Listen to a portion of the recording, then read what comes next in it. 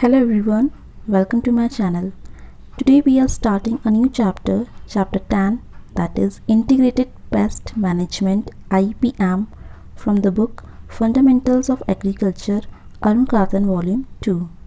And today this is the part first of this video lecture, and in today's lecture we are going to discuss some important points regarding the important pesticide facts and need of IPM, यानी जो IPM है Integrated Pest Management, what is the use, what is the need, and after that we will discuss some important measures of IPM. So today's session is very important, but before that it is make sure that you have subscribed this channel by pressing the bell icon and like and share this video too. So let's start. Before discussing the chapter, I have question for you which is based on the previous chapter to test your knowledge. And the question is, which of the following hand sprayer is operated by two person? इन चार में से कौन सा sprayer है, hand operated sprayer है, जो कि दो पर्सन मिलकर ऑपरेट करते हैं? And you have options. First syringe, next centrifugal energy sprayer, C rocking sprayer, D knapsack backpack sprayer. तो यहाँ डिफरेंट स्प्रेयर्स के नाम दिए गए हैं और आपको बताना है कि कौन सा हैंड ऑपरेटेड स्प्रेयर है जो कि दो पर्सन मिलके ऑपरेट करते हैं. If you know the right answer then comment your answer in the comment session. And I request you, video में आगे बढ़ने से पहले आप इस क्वेश्चन का सही आंसर कमेंट ज़रूर करें.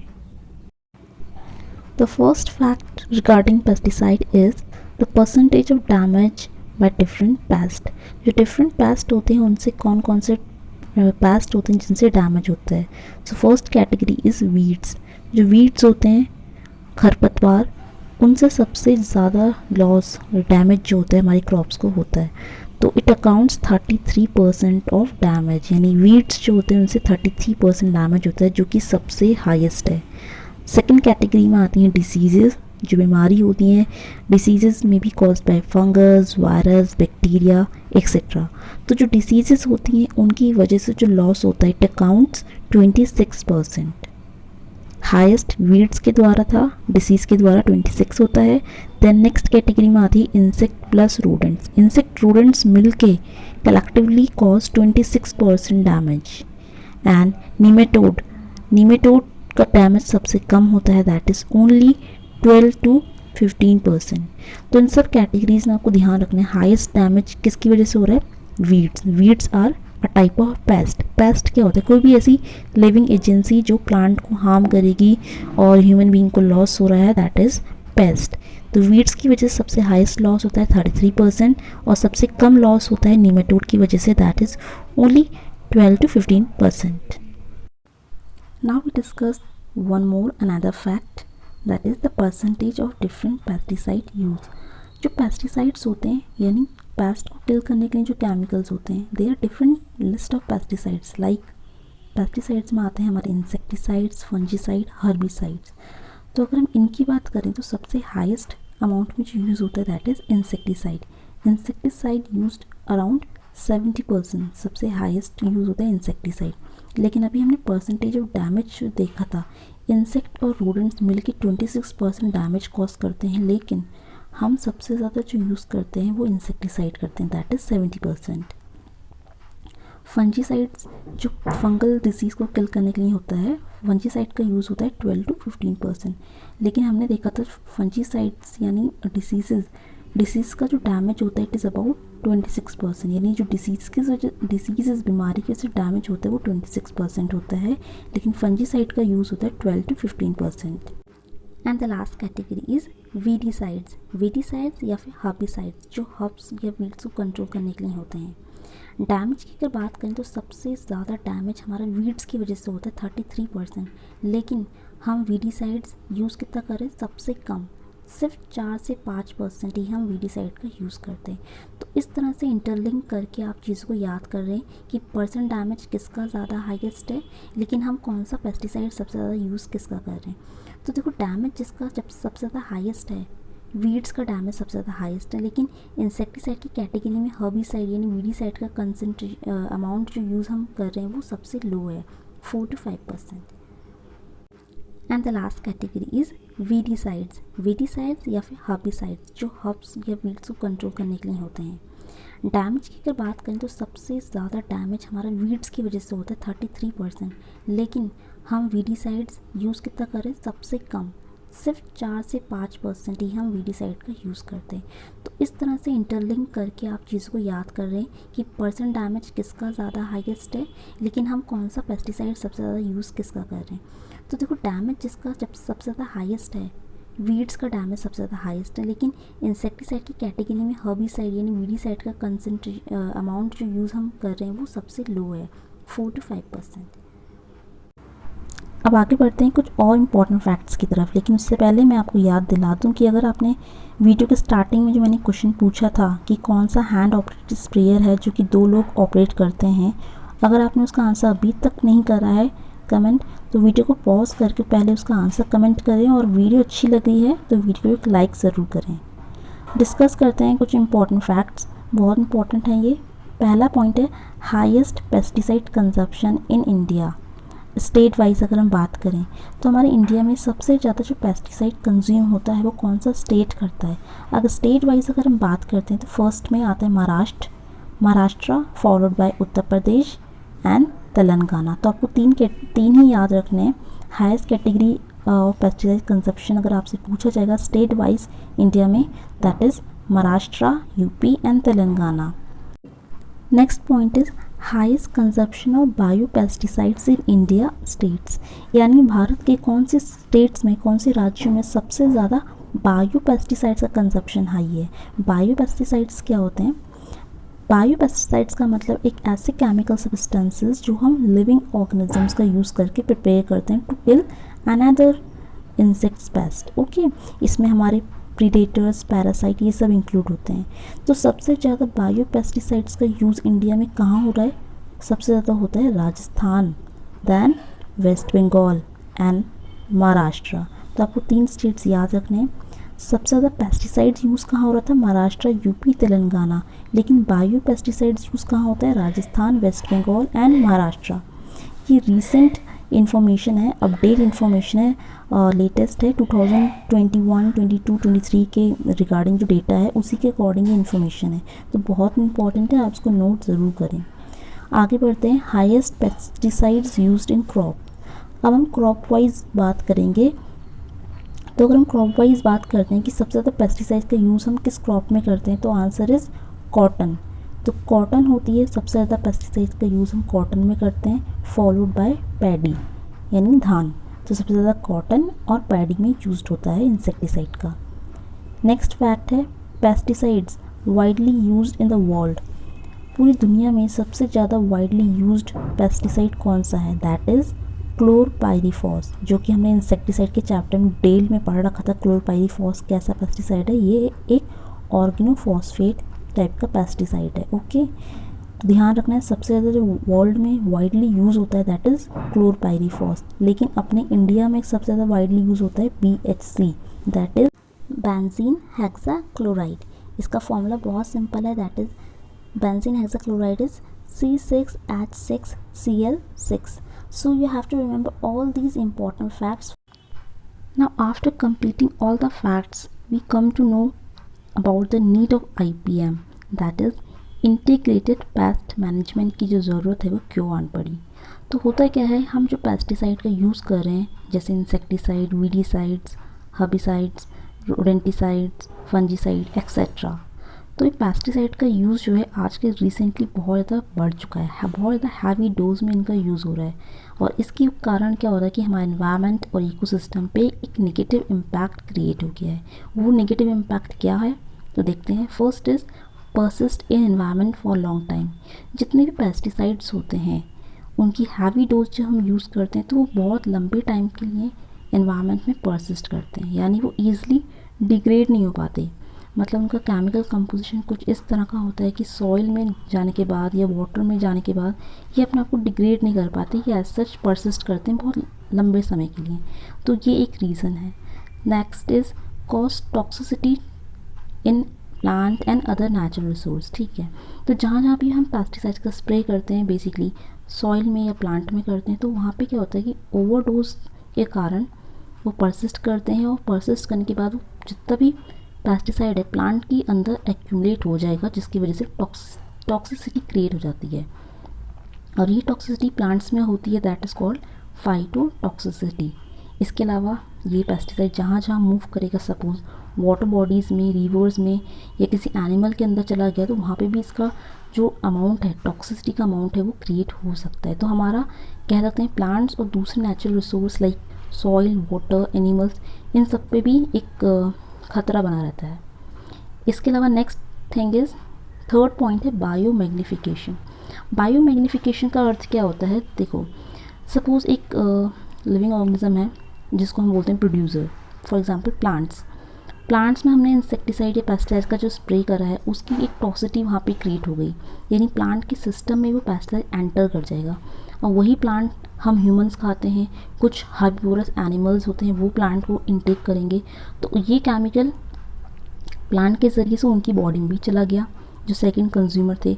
अब सेकंड जो कंज्यूमर है, कंज्यूमर को कौन खाएगा? जो टर्शरी होते हैं, ठीक है। लास्ट में जैसे फॉर एग्जांपल जैसे कोई प्लांट था, प्लांट को डियर ने खाया, और डियर को बाद में किसी टाइगर या लॉयन ने खाया। तो अब जो थर्ड कैटेगरी हमारी बनेगी, जो थर्ड ऑर्गेनिज्म ने जब सेकंड ऑर्गेनिज्म को खाया, तो ये पेस्टिसाइड का अमाउंट उनकी बॉडी में भी चला जाएगा। और देखा गया है कि हर एक लेवल में पेस्टिसाइड का जो अमाउंट होगा वो इंक्रीज़ हो रहा है, यानी इंक्रीज़ को बोलेंगे magnification. Magnification means increase something which is increasing, उसके लिए हम वर्ड यूज़ करते हैं मैग्नीफिकेशन।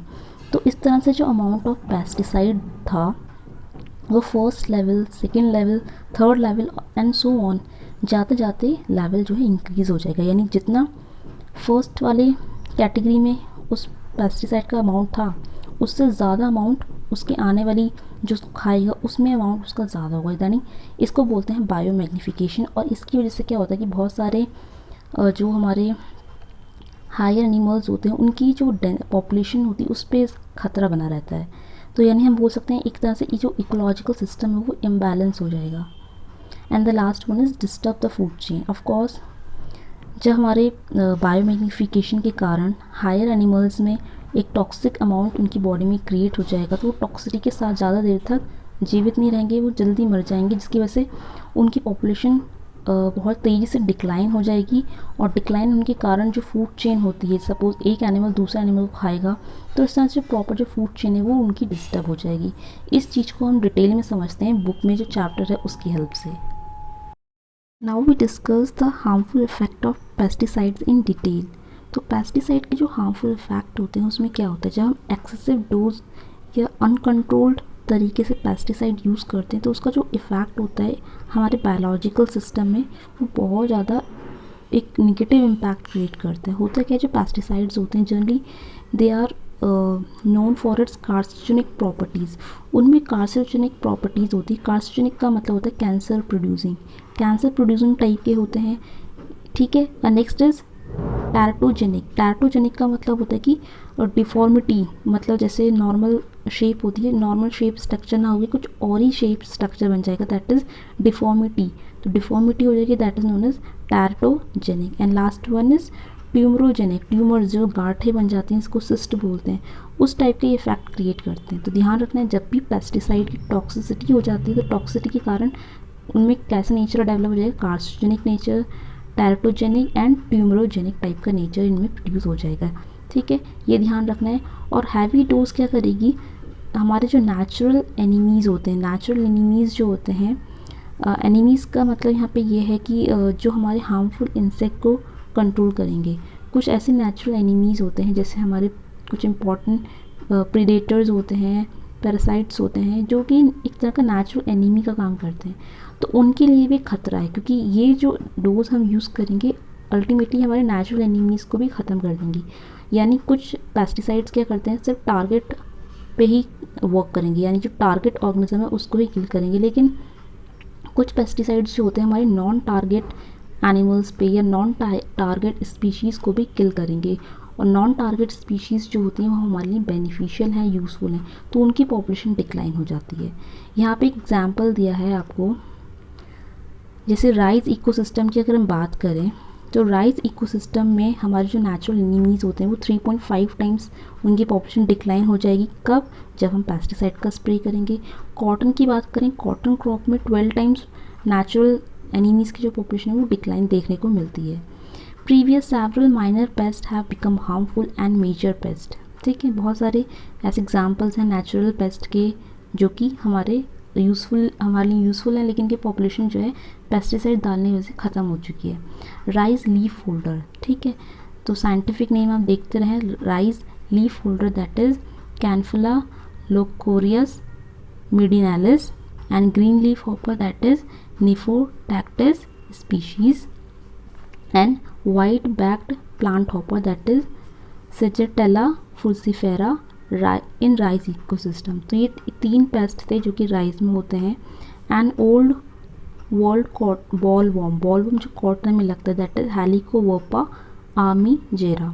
तो ये कुछ इंपॉर्टेंट पेस्ट थे राइस के, कॉटन के, जो कि ख़त्म होते जा रहे हैं। Several other pest have developed resistance to the pesticide. लेकिन अब क्या होता है कि पेस्टिसाइड के अंदर एक रेजिस्टेंस डेवलप हो चुका है जो कि अच्छी चीज़ नहीं है। रेजिस्टेंस का मतलब है कि हम एक पर्टिकुलर अमाउंट की डोज यूज़ कर रहे थे पेस्टिसाइड की जो कि हमारे इंसेक्ट को किल करने के लिए थी, लेकिन अब हमारे जो इंसेक्ट होते हैं वो दे आर इनफ स्मार्टर, वो इतने स्मार्ट हो गए हैं कि वो अब इस हैवी डोज को भी झेल लेते हैं और अब रेजिस्टेंस शो कर रहे हैं। ठीक है, तो ये मतलब था।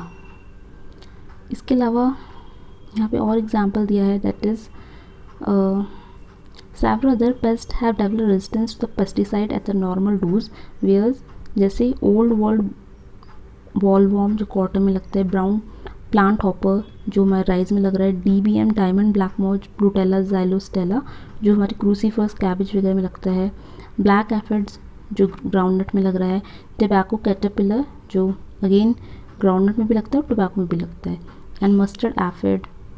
तो ये कुछ इंपॉर्टेंट पेस्ट हैं जिनमें रेजिस्टेंस जो है देखा जा रहा है, इनके अंदर रेजिस्टेंस डेवलप हो चुका है। यानी अब जितना भी कम डोज भी अगर हम यूज़ करें पेस्टिसाइड की तो ये किल नहीं होते because they has developed a resistance against it. Next is अब कुछ पेस्टिसाइड्स जो होते हैं डिग्रेडेशन की बात कर रहे थे ना कि वो ईजिली डिग्रेड नहीं होते, लॉन्ग टाइम तक परसिस्ट करते हैं, तो यही कुछ पेस्टिसाइड होते हैं जैसे जिसमें हमारे एग्जांपल आता है साइक्लिक हाइड्रोकार्बन का। साइक्लिक हाइड्रोकार्बन में हमारे एग्जांपल है BHC जो सबसे ज़्यादा यूज़ होता है इंडिया में, BHC, ठीक है, फिर DDT, एल्ड्रिन, ये सब हमारे साइक्लिक हाइड्रोकार्बन के पेस्टिसाइड होते हैं। इनमें क्या होता है, क्लोरीन प्रेजेंट होता है। इनमें क्या प्रेजेंट होता है, क्लोरीन प्रेजेंट होता है। आपने इंसेक्टिसाइड वाली वीडियो में देखा होगा कि हमने जो पढ़े थे ऑर्गेनोक्लोरीन्स में हमारे 3 आ रहे थे। ठीक है, तो इनमें क्या होता है कि इनका प्रॉपर ऑक्सीडेशन नहीं हो पाता।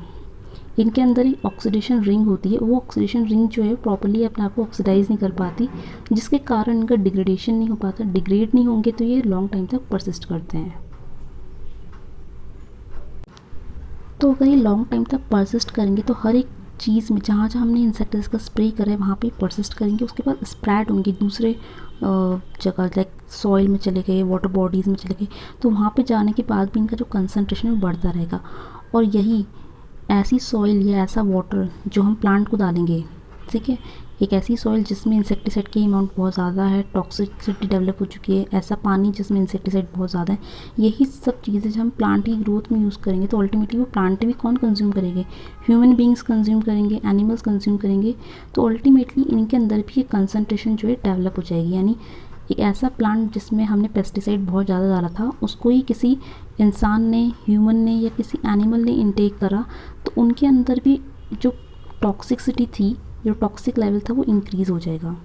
देखा जाएगा, ऐसा देखा गया है कि प्लांट में जो टॉक्सिसिटी थी वो कंपैरेटिवली कम थी, ये लेस टॉक्सिक थे, ये लेस टॉक्सिक था, यानी इसके अंदर टॉक्सिसिटी कम थी, लेकिन जिसको उसने इनटेक करा उसके अंदर टॉक्सिसिटी बढ़ जाएगी। और फिर एनिमल के ऊपर किसी, सपोज यहाँ पे कोई डियर है, डियर ने पेड़ खाया या एलिफेंट ने, और उस वाले एनिमल को किसी दूसरे बड़े एनिमल ने खाया, सपोज टाइगर ने इसको खाया, तो टाइगर के अंदर ये लेवल और ज़्यादा इंक्रीज़ होगा, हाईएस्ट हो जाएगा। सबसे ज़्यादा हाईएस्ट जो टॉक्सिसिटी होगी वो टाइगर में शो होगी। इसी चीज़ को हम बोलते हैं बायो मैग्निफिकेशन। जैसे जैसे हर एक लेवल से फूड चेन की जो हर एक डिफरेंट लेवल्स होते हैं, फर्स्ट एनिमल को दूसरा एनिमल खाएगा, फिर तीसरा एनिमल, तो इस तरह से हर एक लेवल में जो इंसेक्टिसाइड का जो टॉक्सिक लेवल है वो इंक्रीज होगा, that is known as biomagnification. इसी को हम क्या बोलते हैं, बायोमैग्निफिकेशन बोलते हैं। यहाँ लिखा है increment in the concentration of pesticide in each successive level of food chain. ठीक है, फूड चेन की हर एक सक्सेसिव लेवल में जब कंसंट्रेशन पेस्टिसाइड का बढ़ता रहेगा, उसके कारण उसी चीज़ को हम फिनोमेना को बायोमैग्निफिकेशन या फिर बायोलॉजिकल मैग्निफिकेशन बोलते हैं। अब इसकी वजह से बहुत सारी प्रॉब्लम फेस होनी देखी जाती हैं, जैसे फॉर एग्जांपल DDT। बहुत टाइम पहले जब DDT का बहुत ज़्यादा अनकंट्रोल यूज़ हो रहा था, तो देखा जा रहा था कि जो DDT है वो जब हम ह्यूमंस की बॉडी में एंटर हो गया था, तो एक नॉर्मल कंसंट्रेशन से कई ज़्यादा लेवल में था और ये इंटॉलरेबल था, तो ये देखा गया था। इसके अलावा ये DDT जो पेस्टिसाइड था वो बर्ड्स, जो हमारी चिड़िया होती हैं, पक्षी, उनके अंदर भी चला गया था, तो बर्ड्स को भी बहुत सारी प्रॉब्लम फेस करनी पड़ी। जैसे बर्ड्स जो होती हैं, you all know, birds egg ले करती हैं, तो बर्ड्स की जो एग थी उसका जो शेल होता है बहुत हार्ड होता है, you all know, calcium carbonate का शेल बना होता है। लेकिन हुआ क्या था कि ये DDT क्या कर रहा था, अंदर जाके इस कैल्शियम कार्बोनेट के संग इंटरफेयर कर रहा था, तो प्रॉपर कैल्शियम कार्बोनेट बन नहीं पा रहा था। तो कैल्शियम कार्बोनेट ठीक से नहीं बनेगा तो एग शेल भी ठीक से नहीं बनेगा, तो देखा जा रहा था कि एग शेल जो था बहुत पतला हो गया था, थिन होता जा रहा था। ठीक है, इसी के कारण बहुत सारी बर्ड्स की जो पॉपुलेशन है वो ख़त्म हो चुकी है। फॉर एग्जांपल जैसे पैलिकन बर्ड की जो पॉपुलेशन है, ये एक्वेटिक बर्ड है, ठीक है, पानी में रहने वाली एक्वेटिक बर्ड है, इसकी पॉपुलेशन अब दिन ब दिन विलुप्त होती जा रही है बिकॉज ऑफ दिस DDT। क्या हो रहा था, क्योंकि बायोमैग्निफिकेशन हो रहा था। ठीक है, इसके अलावा नेक्स्ट पैराग्राफ जो है that is the use of different agriculture chemical cause the effect of, हाँ, प्लांट्स में फाइटोटॉक्सिसिटी हो जाती है अगर बहुत ज़्यादा पेस्टिसाइड यूज़ करेंगे प्लांट्स में। इसके अलावा पॉलन स्टेरिलिटी हो जाएगी, पोल्यूशन हो जाएगा और डेवलपमेंटल ऑब्स्ट्रक्शन हो जाएंगी। यानी डेवलपमेंटल ऑब्स्ट्रक्शन का मतलब है ठीक से चीज़ों का विकास नहीं हो पाएगा। जैसे बॉडी है, हमारी बॉडी के पर्टिकुलर ऑर्गन्स, टिश्यूज, सेल्स की ग्रोथ नॉर्मल नहीं हो पाएगी। Due to these hazards effects of pesticide and awakening has been seen in the agriculture scientist. तो अब हमारे एग्रीकल्चर साइंटिस्ट जो हैं बहुत ज़्यादा जागरूक हो चुके हैं इस चीज़ को लेके कि पेस्टिसाइड की बहुत ज़्यादा हार्मफुल इफेक्ट हो रहे हैं। तो उन्होंने क्या करा, अब उन्होंने सोचा कि हम केमिकल का यूज़ कम करेंगे। हम क्या करेंगे, केमिकल का यूज़ कम करेंगे। इसका मतलब है कि नीड बेस्ड, जितनी ज़रूरत है उतना ही हम केमिकल यूज़ करेंगे। दूसरा उन्होंने सोचा कि bio intensive integrated pest management, जिसको हम BIPM भी बोलते हैं। BIPM का मतलब है bio intensive integrated pest management. इन दो बातों पे ध्यान देने की ज़रूरत है। साइंटिस्ट जो हैं जागरूक हो चुके हैं, तो उन्होंने इन दो बातों पे ध्यान दिया है। केमिकल कम से कम इस्तेमाल करो, जितनी ज़रूरत है उतना ही इस्तेमाल करो, और दूसरा बायोलॉजिकल वे जो है हमारा IPM का, यानी इंटीग्रेटेड पेस्ट मैनेजमेंट का यूज़ करो। ठीक है, तो ये सब बातें इन्होंने साइंटिस्ट ने देखी थी। तो अब हम IPM के बारे में इतनी देर से चर्चा कर रहे हैं, तो हम देखते हैं कि IPM होता क्या है। तो IPM के बारे में बहुत सारे साइंटिस्ट ने कुछ ना कुछ डेफिनेशंस दिए, हम वो सब समझते हैं। ठीक है, तो साइंटिस्ट की डेफिनेशन समझने से पहले हम कुछ मॉडर्न फार्मिंग प्रैक्टिस जो हैं उनको देखते हैं। हमारी जो मॉडर्न फार्मिंग प्रैक्टिसेस होती हैं उसमें हमारा आता है मोनोकल्चर। जब हम सिंगल क्रॉप ग्रो करते हैं that is referred as monoculture. Cropping scheme हमारी कैसी रहनी चाहिए, मल्टीपल क्रॉपिंग होनी चाहिए। ठीक है, दैट इज़ टू से transformed agree economics induce the paste hazards. मतलब कहने का मतलब ये है कि जब हम मॉडर्न फार्मिंग प्रैक्टिस का यूज़ करते हैं तो हम पेस्ट के हजार्ड्स को भी इंक्लूड कर सकते हैं कि पेस्ट का हजार्ड कौन से क्रॉपिंग पैटर्न का, मतलब कौन सा क्रॉपिंग पैटर्न है जो हमारे पेस्ट की पॉपुलेशन को कंट्रोल कर सकते हैं। बहुत सारी होती हैं, जैसे बोला जाता है कि मल्टीपल क्रॉपिंग करो, मिक्स्ड क्रॉपिंग करो, ट्रैप क्रॉप्स को ग्रो करो, तो इन सब से हमारी जो पेस्ट की पॉपुलेशन है वो बहुत हद तक कंट्रोल हो सकती है। तो IPM का जो यहाँ पे इम्पॉर्टेंट चीज़ है, हम अब इम्पॉर्टेंट पॉइंट्स को ही डिस्कस करते हैं। इम्पॉर्टेंट पॉइंट यहाँ से स्टार्ट है। ठीक है, IPM का फुल फॉर्म देख सकते हैं, इंटीग्रेटेड पेस्ट मैनेजमेंट। ये शब्द सबसे पहली बार किसने दिया था, बहुत इंपॉर्टेंट है, ये लाइन बहुत इंपॉर्टेंट है। ये टर्म IPM को किसने कॉइन करा था, सबसे पहले इसको कॉइन करा था बार्लेट ने 1956 में। साइंटिस्ट का नाम भी इम्पॉर्टेंट है और साल भी इम्पॉर्टेंट है, आपको दोनों ही चीज़ ध्यान रखनी होगी। IPM शब्द जो है सबसे पहले बार्लेट ने 1966 में दिया था। फिर आगे चल के इसमें बहुत सारे साइंटिस्ट ने अपनी अपनी definition the. In general IPM का मतलब क्या होता है? इंटीग्रेटेड। इंटीग्रेट का मतलब है जोड़ देना। पेस्ट मैनेजमेंट यानी पेस्ट को मैनेज करने के लिए तुम्हें जो जो टेक्निक्स पता है उन सबको मिला लो। And starting with basic one. शुरुआत जो होगी सबसे आसान वाले से करनी, यानी शुरुआत में हम क्या करेंगे, कुछ कल्चरल प्रैक्टिस यूज़ करते हैं। कल्चरल प्रैक्टिस से अगर बात नहीं बनती, we move on second option, mechanical method या physical method to control pest. Mechanical method क्या है, फिजिकल मेथड्स क्या है, उनसे हम कंट्रोल करेंगे। उसके बाद भी अगर बात नहीं बनी, we go for biological control. ठीक है, जो बायो केमिकल कंट्रोल होता है उसमें जाएंगे। अगर तब भी बात नहीं बढ़ी, तब जाके हम लास्ट में केमिकल्स को लेंगे। पहले हम केमिकल्स को प्रेफर नहीं करेंगे। जब तक हमारे 3 ऑप्शन सेटिस्फाई नहीं होंगे तब तक हम केमिकल तक रीच नहीं करेंगे। कल्चरल यूज़ करेंगे, कल्चरल से बात नहीं बनेगी तो मैकेनिकल यूज़ करेंगे, फिर बायोलॉजिकल यूज़ करेंगे। और बहुत रेयर चांसेस होता है कि इन तीनों ऑप्शन फेल होने के बाद हम केमिकल पे जाएं। तो यही हमारा एक ओवरऑल ब्रीफ है आईबीएम का। तो पहले हम डेफिनेशंस देख लेते हैं कि डिफरेंट साइंटिस्ट ने क्या क्या डेफिनेशन दिए हैं। पहली डेफिनेशन ये है आपके सामने, गियर एंड क्लार्क 1961 में डेफिनेशन दी है आईपीएम की। तो उनकी डेफिनेशन क्या कहती है, integrate pest management briefly IPM wherein not only biological and chemical, not only, जब आप अपने इंग्लिश में तो पढ़ा होगा ना, नॉट ओनली होता है वहाँ पे बट ऑल्सो, ठीक है, नॉट ओनली बट ऑल्सो होता है, ठीक है। Not only biological and chemical but all available methods are meant to be integrated. यही लाइन इंपॉर्टेंट है यहाँ पे। इंटीग्रेटेड पेस्ट मैनेजमेंट का मतलब है कि ऑल अवेलेबल मेथड, तो यहाँ पे लिखा गया है ऑल पॉसिबल मेथड्स। तो जितने भी तरीके होते हैं उन सबको हमें 1 बाय 1 आजमाना है, इंटीग्रेट करना है to control the pest population. Pest की पॉपुलेशन को हमको कंट्रोल करने के सारे मेथड्स को इंटीग्रेट करना है। ये डेफिनेशन थी गियर एंड क्लार्क की। अब आगे और भी डेफिनेशंस हैं। एफएओ जो है that is food and agriculture organization, Italy, Rome में इसका हेडक्वार्टर है।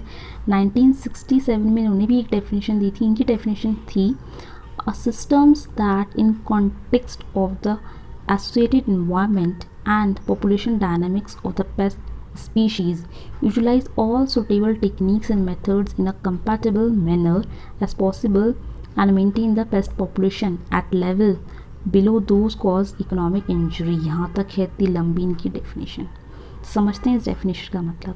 एफएओ ने ध्यान दिया कि जो पेस्ट की पॉपुलेशन होती है, देखो पेस्ट जो होते हैं पूरी तरह से हमें ख़त्म नहीं करने, हमें उनको मैनेज करना है। मैनेज का मतलब क्या होता है, तो हम अपने टाइम पे जो हमारे टीचर थे जिनसे हम पढ़ते थे, तो वो मैनेजमेंट की एक बहुत सिंपल डेफिनेशन देते थे। मैनेजमेंट इंसेक्ट के केस में, जो इंसेक्ट पेस्ट होते हैं उनके केस में मैनेजमेंट की एक परिभाषा जो उन्होंने हमको सिखाई थी, that is live and let live. Live and let live, Hindi में अगर इसको अनुवाद कर दें इसका, तो हिंदी में इसका मतलब होता है जियो और जीने दो। तो पेस्ट के साथ भी हमें कुछ ऐसे ही करना है। पेस्ट को पूरी तरह से ख़त्म नहीं करना है, उनको सिर्फ इतना कंट्रोल में लाना है कि वो नुकसान ना पहुंचाएं। तो इसका मतलब क्या होता है, ये लाइन यहाँ पे अच्छे से मेंशन है, यूटिलाइज ऑल सुटेबल टेक्निक्स, सारी सुटेबल टेक्निक्स का हमें इस्तेमाल करना है। और इतना ऐसे इस्तेमाल करना है कि जो पेस्ट की पॉपुलेशन है वो कहाँ आ जाए, at below those causing economic injury. Economic injury का मतलब नुकसान जहाँ पे हमें होगा, ठीक है। तो उस लेवल तक रीच करने से पहले ही हम उनकी पॉपुलेशन कंट्रोल करें। यानी सपोज इंसेक्ट की जो पॉपुलेशन है वो अगर इतनी हो जाएगी तो हमारे लिए ख़तरा है, लेकिन अगर इंसेक्ट की पॉपुलेशन इतनी रह जाए तो हमारे लिए कोई नुकसान नहीं। तो हमें बस पेस्ट की पॉपुलेशन को इतने से बढ़ने से रोकना है। यानी इतनी अगर पॉपुलेशन होगी इस लेवल तक तो it is no problem, but इतनी लेवल तक नहीं बढ़नी चाहिए। तो यही होता है, इकोनॉमिक इंजरी लेवल तक ना पहुंच पाए। तो हमें ऐसा करने के लिए हमें सारे मेथड्स को क्या करना है, इंटीग्रेट करना होगा। ये डेफिनेशन थी एफएओ की। इसके आगे चल के एक और साइंटिस्ट मिले, स्मिथ। ये तीसरी डेफिनेशन है स्मिथ की। 1948 में इन्होंने क्या बोला था, a multi disciplinary ecological approach in the management of pest population which utilize a variety of control tactics compatibly in coordinated pest management। तो इन्होंने बोला कि आईपीएम एक मल्टी डिसिप्लिनरी अप्रोच है, यानी इसमें हम सिर्फ एक मेथड की सहायता नहीं लेंगे, मल्टीपल डिसिप्लिनरी है, इकोलॉजिकल अप्रोच है। इकोलॉजिकल इसलिए बोला क्योंकि यहाँ पे हम ये भी ध्यान रखेंगे कि हमारे इन्वायरमेंट पे, हमारे जो दूसरे लिविंग ऑर्गेनिजम्स हैं उन पे भी इसका एक नेगेटिव इम्पैक्ट ना हो, तो इकोलॉजिकल अप्रोच भी यहाँ पर है। ठीक है, उसके बाद सब कुछ ध्यान में रख के हमको पेस्ट की पॉपुलेशन को मैनेज करना है। ठीक है, और यहाँ पे हम अलग अलग टेक्निक्स का यूज़ भी करेंगे, उनको अच्छे से कोऑर्डिनेट करके इंटीग्रेट करके। तो ये कुछ डेफिनेशंस थी। इसके अलावा एक आगे चल के एक और डेफिनेशन मिली, पैडिगो ने 1991 में दी थी। इनकी डेफिनेशन को भी समझते हैं। IPM is a comprehensive approach, इन्होंने बोला कि अब ये कॉम्प्रिहेंसिव अप्रोच है of pest control that use combined means to reduce the status of the pest to tolerable level which maintains a quality of environment। इन्होंने ये बोला कि हमको एक कॉम्प्रिहेंसिव अप्रोच इस्तेमाल करनी होगी पेस्ट को कंट्रोल करने के लिए, जिसमें हमको क्या करना होगा कि पेस्ट की पॉपुलेशन का जो स्टेटस है उसको इतना कम करना होगा कि वो टॉलरेबल लेवल पे आ जाए, यानी जितना लेवल हम बर्दाश्त कर सकते हैं उनका। ठीक है, एक अमाउंट होती है इंसेक्ट की, अगर इंसेक्ट का अमाउंट इतना है तो ये टॉलरेबल है, इससे इसको हम सहन कर सकते हैं, लेकिन इतना अमाउंट हम सहन नहीं कर पाएंगे। तो हम पेस्ट कंट्रोल में इतना देखते हैं कि इंसेक्ट अपनी इतनी ही पॉपुलेशन में सर्वाइव करें, तो ये टॉलरेबल है। इसको करने के लिए हमारा साथ साथ हम बहुत सारी अप्रोचेस को भी इंटरलिंक करेंगे और साथ में हमारा जो इन्वायरमेंट है वो भी सेफ़ रहेगा। तो ये देख सकते हैं आप कितनी सारी डेफिनेशन हमने आईपीएम की पढ़ी है। तो आपको जो डेफिनेशन समझ में आई, ईजी लगी, आसान लगी, आप उसको याद कर सकते हैं।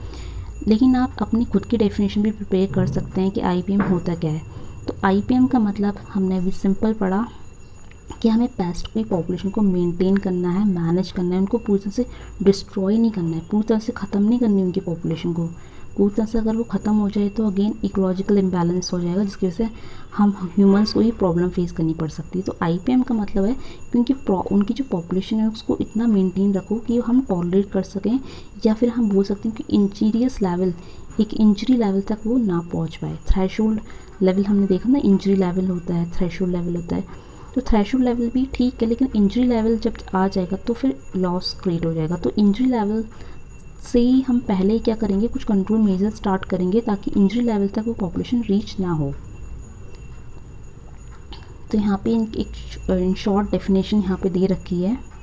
It is evident from the book definition that all the different pest control measures are integrated. अलग अलग तरीके हमको आजमाने हैं और उनको इंटीग्रेट करना है। ठीक है, and plan to minimize the crop damage. हम उन सारी टेक्नोलॉजीज़ का, सारे मेथड्स को इन्वॉल्व करेंगे, लेकिन ये ध्यान में रखना है कि हमारी क्रॉप को कम से कम डैमेज हो, इन्वायरमेंट पे कम से कम नुकसान हो। ठीक है, ये सब बातें हमको आईपीएम में सिखाई थी। Later on, scientists feel that neither the eradication of pest is possible nor such is beneficial। हाँ, जैसे मैंने अभी आपको बताया कि हम पूरी तरह से ख़त्म नहीं कर सकते इन पेस्ट को, क्योंकि कुछ पेस्ट हमारे लिए बेनिफिशियल भी हैं। अगर हम एक हार्मफुल पेस्ट को ख़त्म करने के लिए, ख़त्म करने पर आगे सपोज़ हम चाहते हैं कि ये जो पेस्ट है, नंबर 1 पेस्ट, ये बहुत ज़्यादा ख़तरनाक है, इसको पूरी तरह से ख़त्म कर दो। अगर हम ऐसा करने लगेंगे तो होता क्या है कि हमारा जो नंबर 2 पेस्ट था, जो हमारे लिए अच्छा है, इसको ख़त्म करने के चक्कर में कुछ ना कुछ असर इस पर भी हो जाएगा, तो ये भी ख़त्म हो सकता है। तो ये साइंटिस्ट ने इसलिए देखा कि हमें मैनेज करना है। मैनेज का मतलब ही है जियो और जीने दो। ओके, तो यहाँ पे साइंटिस्ट ने बायोलॉजिकल अप्रोच भी यूज़ करी, इसलिए हम उसको BIPM बोलते हैं, यानी bio intensive integrated pest management. Under BIPM, the population of pests and population of concentrated natural enemies are so coordinated that the pest population cannot cross the line of economic injury level। Okay, ये हमारा threshold level है और ये है हमारा economic injury level, जहाँ पे खतरा हो जाता है। ठीक है, अगर पेस्ट की पॉपुलेशन इसके अंदर है, इट इज़ ओके। इसको अगर क्रॉस कर दिया तो ही हमारे लिए नुकसान है, तो इसको क्रॉस नहीं करने देना है। तो इतना ही ध्यान रखना है कि ये लेवल क्रॉस ना हो। तो हमको कुछ मेजर्स पढ़ने हैं।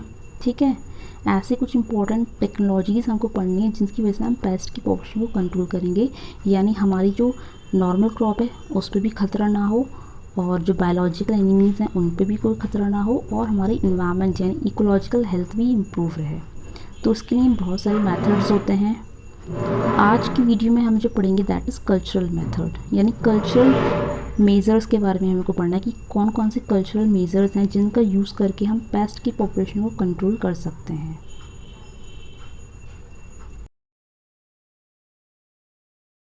We are going to study the measures of IPM one by one.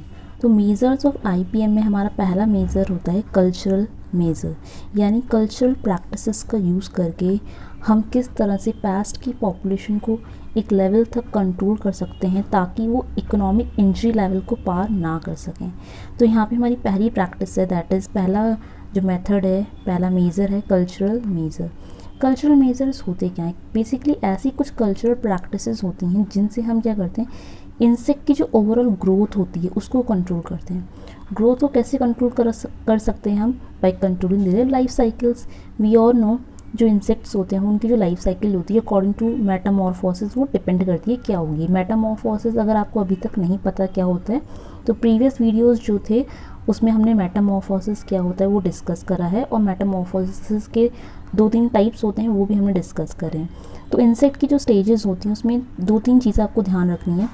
Insect develops from egg change to nymph, depend करता है कि कौन सा हमारा इंसेक्ट है। निम्फ में बदलने के बाद वो क्या बन जाएगा?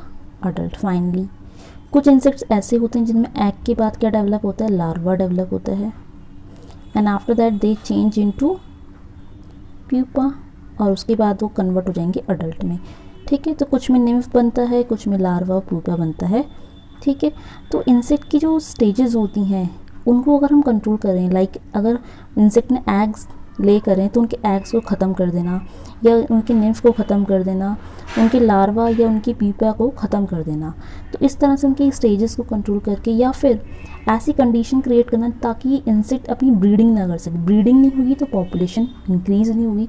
तो इस तरह की जो प्रैक्टिसेस हम करते हैं, क्रिएट करते हैं, that is known as cultural practice. तो कल्चरल मेजर्स या कल्चरल प्रैक्टिसेस क्या करती हैं? They create do not allow favourable condition. Favourable condition नहीं क्रिएट करती, यानी हम बोल सकते हैं कि अनफेवरेबल कंडीशन क्रिएट करती हैं। अनफेवरेबल कंडीशन किसके लिए? लाइफ साइकिल के लिए।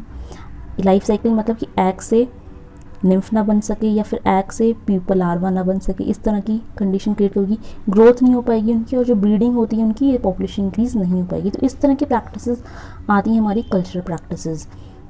अब कल्चरल मेजर्स में हम या कल्चरल प्रैक्टिस में हम किस तरह से काम करेंगे? हम जो अपनी normal day to day activities करते हैं एग्रीकल्चर में, लाइक हम क्रॉप की सोइंग से पहले जो एक्टिविटी करते हैं, यानी प्री सोइंग ऑपरेशन, जैसे प्लोइंग करी, फिर प्लोइंग करने के बाद हम सोइंग करते हैं, इरिगेशन करते हैं, और लास्ट में जाके हार्वेस्टिंग करते हैं। तो इन सब प्रैक्टिसेस को हमको ऐसे रेगुलेट करना होगा कि जो हमारी इंसेक्ट है वो अपने इकोनॉमिक इंजरी लेवल को रीच ना करे। तो इसके लिए बहुत सारे हमारे पास तरीके होते हैं। There are lot of ways to perform cultural methods या फिर कल्चरल प्रैक्टिसेस। फर्स्ट हमारा इसमें बहुत इंपॉर्टेंट है, that is the selection of site and crop. यानी हमें पर्टिकुलर क्रॉप की जो सोइंग करनी है वो साइट कैसी होनी चाहिए और कौन सा क्रॉप हमें यूज़ करना चाहिए। साइट का मतलब यहाँ पे होता है लोकेशन से, यानी हमें किस लोकेशन में अपने क्रॉप्स की सोइंग करनी है। लोकेशन कैसी होगी, वो आसपास की सराउंडिंग कैसी है, वो पर्टिकुलर फील्ड कैसा होगा जिसमें हम सोइंग करेंगे, वहाँ पे आसपास का क्लाइमेट कैसा है। तो इन सब बातों पे निर्भर करता है हमारा कुछ प्रैक्टिसेस। जैसे कि क्लाइमेट की अगर बात करते हैं, सपोज़ कोई एरिया है, पर्टिकुलर एरिया का क्लाइमेट बहुत ज़्यादा वार्म है या बहुत ज़्यादा कोल्ड है, तो वहाँ पे जो हम क्रॉप ग्रो करेंगे वो भी उसी के अनुसार हम ग्रो करेंगे। ठीक है, तो यहाँ पे पढ़ लेते हैं एक बार। For successful production of crops and trees, it is essential to select a proper field and climatic region.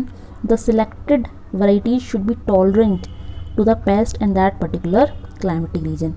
तो यानी हम कौन सी क्रॉप या वैराइटीज़ को सिलेक्ट करेंगे जो टॉलरेंट हों, किसके लिए? पेस्ट के लिए भी टॉलरेंट हो, प्लस वहाँ के क्लाइमेट के लिए भी टॉलरेंट हो। अब यहाँ पे एग्जांपल है, जैसे हमारा माइथिमना सेपरेटा। ये क्या है? Mythimna separata is the army worm. ये साइंटिफिक नेम है आर्मी वॉर्म का, जो हमारा किस में लगता है? आर्मी वॉर्म हमारे राइस में लगता है। ठीक है, जो पैडी फील्ड्स होते हैं वहाँ पे लगता है आर्मी वॉर्म। माइथिमना सेपरेटा इसका साइंटिफिक नेम है। दूसरा यहाँ पे दिया है स्पोडोप्टेरा मॉरिशिया। स्पोडोप्टेरा मॉरिशिया ये भी बहुत इंपॉर्टेंट पेस्ट है हमारे पैडी का। इसका कॉमन नाम क्या है? इसको हम कॉमनली क्या बोलते हैं? Paddy swarming caterpillar. Paddy swarming caterpillar. ठीक है, तो ये इसका साइंटिफिक नेम है स्पोडोप्टेरा मॉरिशियाना। ठीक है, तो मिथेमनस एपरेटा यानी आर्मी वॉर्म हो गया, पैडी स्वार्मिंग कैटरपिलर हो गया। इसके अलावा स्पोडोप्टेरा लिटूरा, एस लिटूरा का मतलब है स्पोडोप्टेरा लिटूरा। स्पोडोप्टेरा लिटूरा का साइंटिफिक नेम है, यानी इसका साइंटिफिक नेम है, इसका कॉमन नाम होता है टोबैको कैटरपिलर। ये जनरली हमारे कैसे एरियाज़ में ग्रो करते हैं, फ्लडेड एरियाज़ में। वैसे तो कॉमनली हर जगह ये पेस्ट आपको मिल जाएंगे, लेकिन फ्लडेड एरिया, जो दलदल वाले एरियाज़ होते हैं, वहाँ पे इनका पॉपुलेशन कंपैरेटिवली ज़्यादा होता है। पॉपुलेशन ज़्यादा होगा तो इन्फेस्टेशन भी ज़्यादा होगा। ठीक है, तो हमें ऐसी कंडीशन यानी ऐसी जगह जहाँ फ्लड आ रखी है, उस जगह पे अगर हम पैडी का क्रॉप लगाने वाले हैं तो हमें देखना पड़ेगा कि कंडीशन वहाँ के आसपास कैसी है। इनकी पॉपुलेशन को कंट्रोल करना पड़ेगा पहले। इसके अलावा नेक्स्ट इज़ सिट्रस प्लांट। अगर हम सिट्रस की बात करें तो सिट्रस कभी भी हम सैंडी सॉइल या वाटर लॉक्ड सॉइल में नहीं ग्रो कर सकते, क्योंकि वहाँ पे पेस्ट का इन्फेस्टेशन ज़्यादा हो सकता है। सैंडी सॉइल्स में क्या होता है कि पोर्स स्पेस बहुत ज़्यादा होता है, बहुत बड़ी साइज़ के पोर्स प्रेजेंट होते हैं, तो इसलिए वाटर लॉक्ड कंडीशन वहाँ पे क्रिएट हो जाती है, जिसकी वजह से रूट्स प्रॉपर्ली डेवलप नहीं होंगी और इंसेक्ट का इन्फेस्टेशन भी ज़्यादा देखने को मिलता है। Ratooning of sugar cane in Gurdaspur border. Okay, sugar cane जो होता है, गन्ने में हम रेटूनिंग करते हैं, वी ऑल नो, जो गन्ने का अपर पोर्शन होता है उसी को हम कट करके नेक्स्ट टाइम पे उसके ही हम ग्रो कर देते हैं। दैट इज़ रेटूनिंग, जो हम गन्ने में करते हैं। इसमें क्या होता है, अगर हम रेटून शुगर केन को ग्रो करेंगे एक ऐसे एरिया में जहाँ पे ऑलरेडी कोई इंसेक्ट का इन्फेस्टेशन था, फॉर एग्जांपल गुरदासपुर बॉर्डर बहुत ही इंपॉर्टेंट पेस्ट है शुगर केन का, जिसका साइंटिफिक नेम है एसिगोना स्टेनिला। ठीक है, साइंटिफिक नेम भी इम्पॉर्टेंट्स होते हैं। ठीक है, एसिगोना स्टेनिला जो है इम्पॉर्टेंट पेस्ट है शुगर केन का। तो अगर पहले से ही इसका इन्फेस्टेशन होगा तो हम अपना शुगर केन को ग्रो नहीं कर पाएंगे, अदरवाइज़ हमारा जो शुगर केन का प्लांट हेल्दी था वो भी इन्फेक्ट हो जाएगा।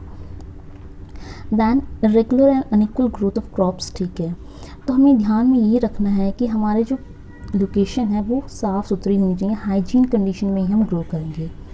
नेक्स्ट जो आता है term that is ploughing. Next cultural practice है हमारी ploughing. We all know ploughing क्या होता है। प्लूइंग एक प्री सोइंग ऑपरेशन होता है जो हमें किसी भी सीड की, किसी भी क्रॉप की सोइंग से पहले हमें करना होता है। प्लूइंग में बेसिकली हम क्या करते हैं, एक सीड बेड प्रिपेयर करते हैं अच्छा सा, यानी उसकी जुताई करते हैं। तो हम यहाँ पे क्या कर सकते हैं, डीप समर प्लूइंग कर सकते हैं। डीप समर प्लूइंग करने से क्या होता है, सॉइल में बहुत सारे इंसेक्ट ऐसे होते हैं जो अपने एग को, जिनका जो एग होता है या फिर जो उनकी प्यूपा बनते हैं वो सॉइल में बनते हैं। तो अगर हम सॉइल में अच्छे से प्लूइंग करेंगे तो होगा क्या, सॉइल में प्रेजेंट जितने भी इंसेक्ट की स्टेजेस होंगी, इंसेक्ट के अलावा यहाँ पे एक देखा जाता है कुछ नेमेटोड्स भी हो सकते हैं, या फिर प्लांट्स के ही दूसरे जो रेसिड्यूज़ होते हैं, प्लांट रेसिड्यूज़, बहुत सारे जो इंसेक्ट होते हैं वो प्लांट के रेसिड्यूज़ के अंदर चिप जाते हैं। ठीक है, तो वो रेसिड्यूज़ भी क्या करेंगे, सामने आ जाएंगे।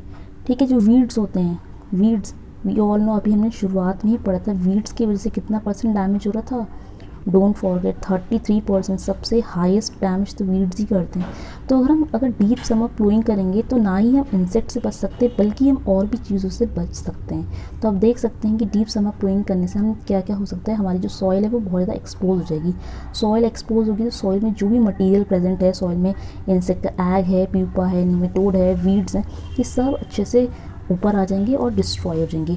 आपने बहुत बार देखा होगा जब भी हम प्लोइंग करते हैं with the help of tractor, तो ट्रैक्टर जैसे जैसे प्लो करता रहता है उसके पीछे क्या होता है, जो बर्ड्स होती हैं हमारी वो आती रहती है। तो बर्ड्स का जो मेन पर्पस है वहाँ आने का वो ये है कि प्लोइंग के बाद क्या होती है, हमारी सॉइल एक्सपोज हो रही है, सॉइल के ऊपर ये सब मिल जाएगा, एग्स होंगे, प्यूपा होगा, सब कुछ प्रेजेंट होगा। तो ये बर्ड्स क्या करते हैं, बर्ड्स कर लिए तो ये खाना होता है। बर्ड्स क्या खाती हैं, बर्ड्स ये कीड़ों के अंडे या जो उनके प्यूपाज होते हैं, नीमेटोड, वीड्स, इन सबको तो खाती हैं। तो यही कारण है कि उनको उनका बर्ड्स को उनका खाने का मटेरियल मिलता रहता है, तो इसलिए वो वहाँ मूव करती हैं।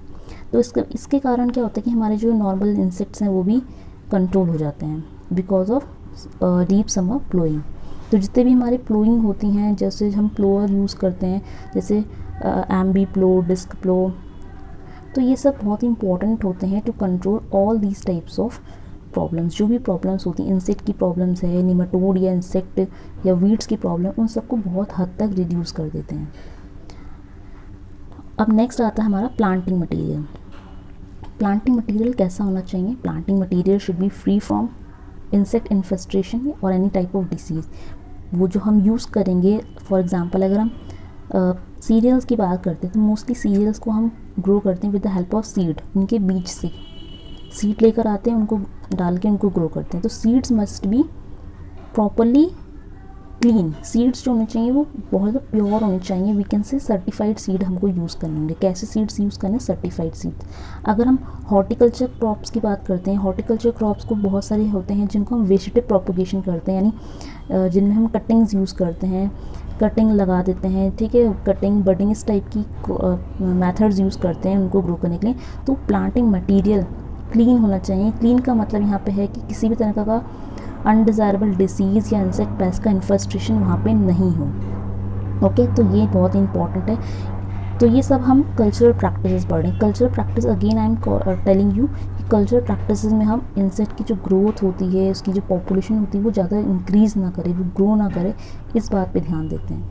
अब हम आ गए हैं अपने नेक्स्ट पॉइंट में, that is point number 4, that is time of planting and crop duration. ये बहुत ही इंपॉर्टेंट पॉइंट है। अभी तक जितने पॉइंट पढ़े उनमें सबसे इंपॉर्टेंट और बेहतरीन पॉइंट है ये वाला पॉइंट, कि हम किसी भी क्रॉप की जो सोइंग होती है, जो हम उसको कब सोइंग करें या उसकी कब प्लांटिंग करें, उसके टाइम को हम थोड़ा सा एडजस्ट करेंगे। एडजस्ट का मतलब यहाँ पे, एडजस्ट का मतलब ये है कि जो नॉर्मल टाइम होता है उसकी सोइंग का, उससे थोड़े दिन और 10-15 दिन का गैप लेके हम एडजस्ट कर सकते हैं। यहाँ पे भी एडजस्टमेंट का मतलब दो चीज़ों से, या तो हम अर्ली करेंगे सोइंग या हम लेट भी कर सकते हैं।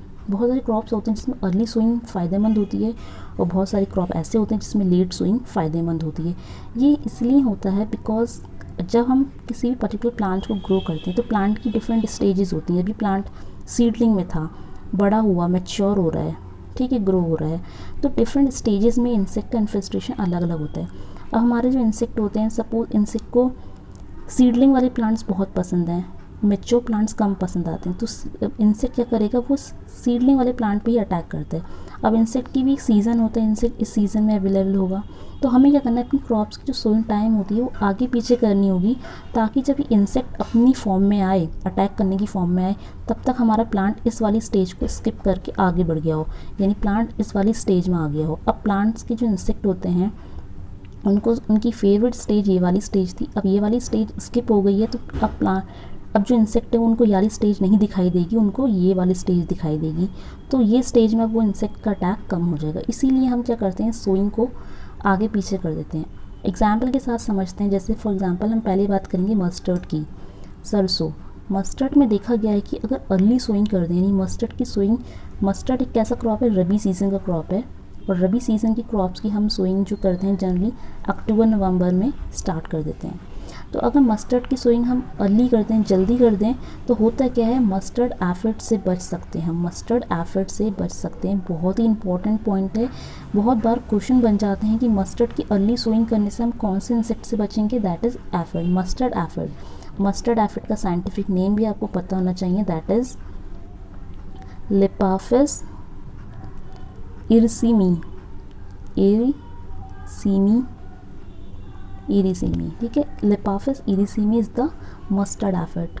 तो मस्टर्ड की अर्ली सोइंग करने से हम मस्टर्ड एफिड को कंट्रोल कर सकते हैं, उसको एस्केप कर देंगे। अब आते हैं नेक्स्ट एग्जांपल में, दैट इज़ ग्राम। अब बहुत लोग सोचेंगे ग्राम क्या होता है, ये किलोग्राम ग्राम वाला ग्राम नहीं है, ग्राम मीन्स क्या है, चना, इसको हम चिकपी भी बोलते हैं, चिकपी, ठीक है। तो जो ग्राम होता है चना, उसको भी अगर हम अर्ली सोइंग कर दें, ठीक है, अगर हम 15 अक्टूबर से पहले उसको सोइंग करें, अर्ली सोइंग, अगेन हमारा जो चिकपी है, ग्राम है, ये भी हमारा कैसी क्रॉप है, रबी सीज़न की क्रॉप है, तो इसकी भी अगर हम अर्ली सोइंग कर दें, पहले से अगर हम उसको सोइंग कर दें, तो हम क्या कर सकते हैं, हम हेलिकोवर्पा आर्मीजेरा के जो इंसेक्ट होता है, कटवर्म, उससे बच सकते हैं। तो हेलिकोवर्पा आर्मीजेरा बहुत ही इंपॉर्टेंट जाना माना पेस्ट है ग्राम का, उससे बचने के लिए हम ग्राम की सोइंग अर्ली करेंगे। आगे चलते हैं, नेक्स्ट एग्जांपल आते हैं ग्राउंडनट का, मूंगफली, ठीक है। मूंगफली के केस में देखा गया है कि हमको सोइंग कैसी करनी होती है, लेट करनी होती है। अभी तक हमने पढ़ा मस्टर्ड की अर्ली सोइंग, ग्राम की अर्ली सोइंग, लेकिन ग्राउंडनट मूंगफली में लेट सोइंग होती है। अच्छा, अगर हम ग्राउंडनट की लेट सोइंग करेंगे तो हम किस इंसेक्ट से बच सकते हैं, दैट इज़ वाइट ग्रब। ध्यान रखना, वाइट ग्रब बहुत ही इम्पॉर्टेंट पेस्ट है ग्राउंड नट का, बहुत ज़्यादा हाईली इन्फेक्ट करता है ये ग्राउंड नट को। तो ग्राउंड नट को अगर हमें वाइट ग्रब से बचाना है तो हमें ग्राउंड नट की सोइंग कब करनी होगी, देर से करनी होगी। ग्राउंड नट किस सीज़न का क्रॉप है, सीज़न मीन्स ये खरीफ का क्रॉप है, ध्यान रखना है खरीफ सीज़न की क्रॉप है। तो इसकी जो सोइंग होती है वो जनरली मॉनसून टाइम में होती है, जब मई जून का समय चलता है, ठीक है, उस टाइम पे इसकी सोइंग होने लगती है। तो अगर हम इसकी देर से सोइंग करें, लेट सोइंग करेंगे तो हम वाइट ग्रब के अटैक से बच सकते हैं, उसके अटैक को स्केप कर देंगे, बच जाएंगे। वाइट ग्रब ध्यान रखना है, white grub important pest of ground nut, ठीक है। अब इसके बाद आगे चलते हैं next 5th point, that is the destruction of type and volunteer plants. Off type volunteer plants क्या होते हैं, देखो सपोज हमने ग्रो करी है वीट हमने ग्रो करा है एक फील्ड में। अब वीट की डिफरेंट वैरायटीज़ होती हैं, सपोज हमारे पास 2 वैरायटीज़ हैं, लेट्स टेक एग्जांपल, ठीक है, कोई भी आप वैरायटी ले लो, let's suppose variety 1 and variety 2। हमने इस पूरे प्लॉट में वैरायटी 1 ग्रो करी है, लेकिन एक जगह पे वैरायटी 2 का प्लांट आ गया, ठीक है। तो वो प्लांट 2 जो वैरायटी 2 है तो वो भी वीट, दोनों ही क्रॉप्स वीट हैं लेकिन वैरायटीज़ अलग हैं। तो उस केस में जो डिफरेंट वैरायटी है वो एक तरह का ऑफ प्लांट की तरह काम करती है, ठीक है। तो ऑफ प्लांट भी हमें हटाने होंगे, उनका डिस्ट्रक्शन करना होता है। अब ऑफ टाइप के प्लांट्स का डिस्ट्रक्शन क्यों करना होता है, द रीज़न इज़ ये जो इंसेक्ट पेस्ट होते हैं इनकी फेवरेट क्रॉप जो होती है ऑफ टाइप के प्लांट्स होते हैं। सपोज़ हमने बात करा अभी वीट की बात करी, हमने पूरे फील्ड में टाइप 1 वैरायटीज़ को ग्रो करा है, लेकिन एक जगह पे टाइप 2 वैरायटी ग्रो रखी है, तो जितने भी इंसेक्ट होंगे ना वो टाइप 2 वैरायटीज़ में अटैक करेंगे। और होता क्या है, जैसे इंसानों में होता है ना कि एक इंसान अगर बीमार है, दूसरे अगर इंसान हेल्दी है वो उसके पास जाएगा, जैसे नॉर्मल इन्फ्लुएंजा हो गया, सपोज़ किसी को कफ कोल्ड की प्रॉब्लम है, तो कफ कोल्ड वाला बंदा अगर किसी एक हेल्दी पर्सन के पास जाएगा तो उसको भी चांसेस हैं कि उसको भी कफ कोल्ड हो जाए, ठीक है। तो वैसे प्लांट में होता है, अगर एक प्लांट बीमार हो गया तो दूसरे प्लांट के भी चांसेस हैं कि वो भी बीमार होंगे अगर वो उसी के कांटेक्ट में रहेंगे।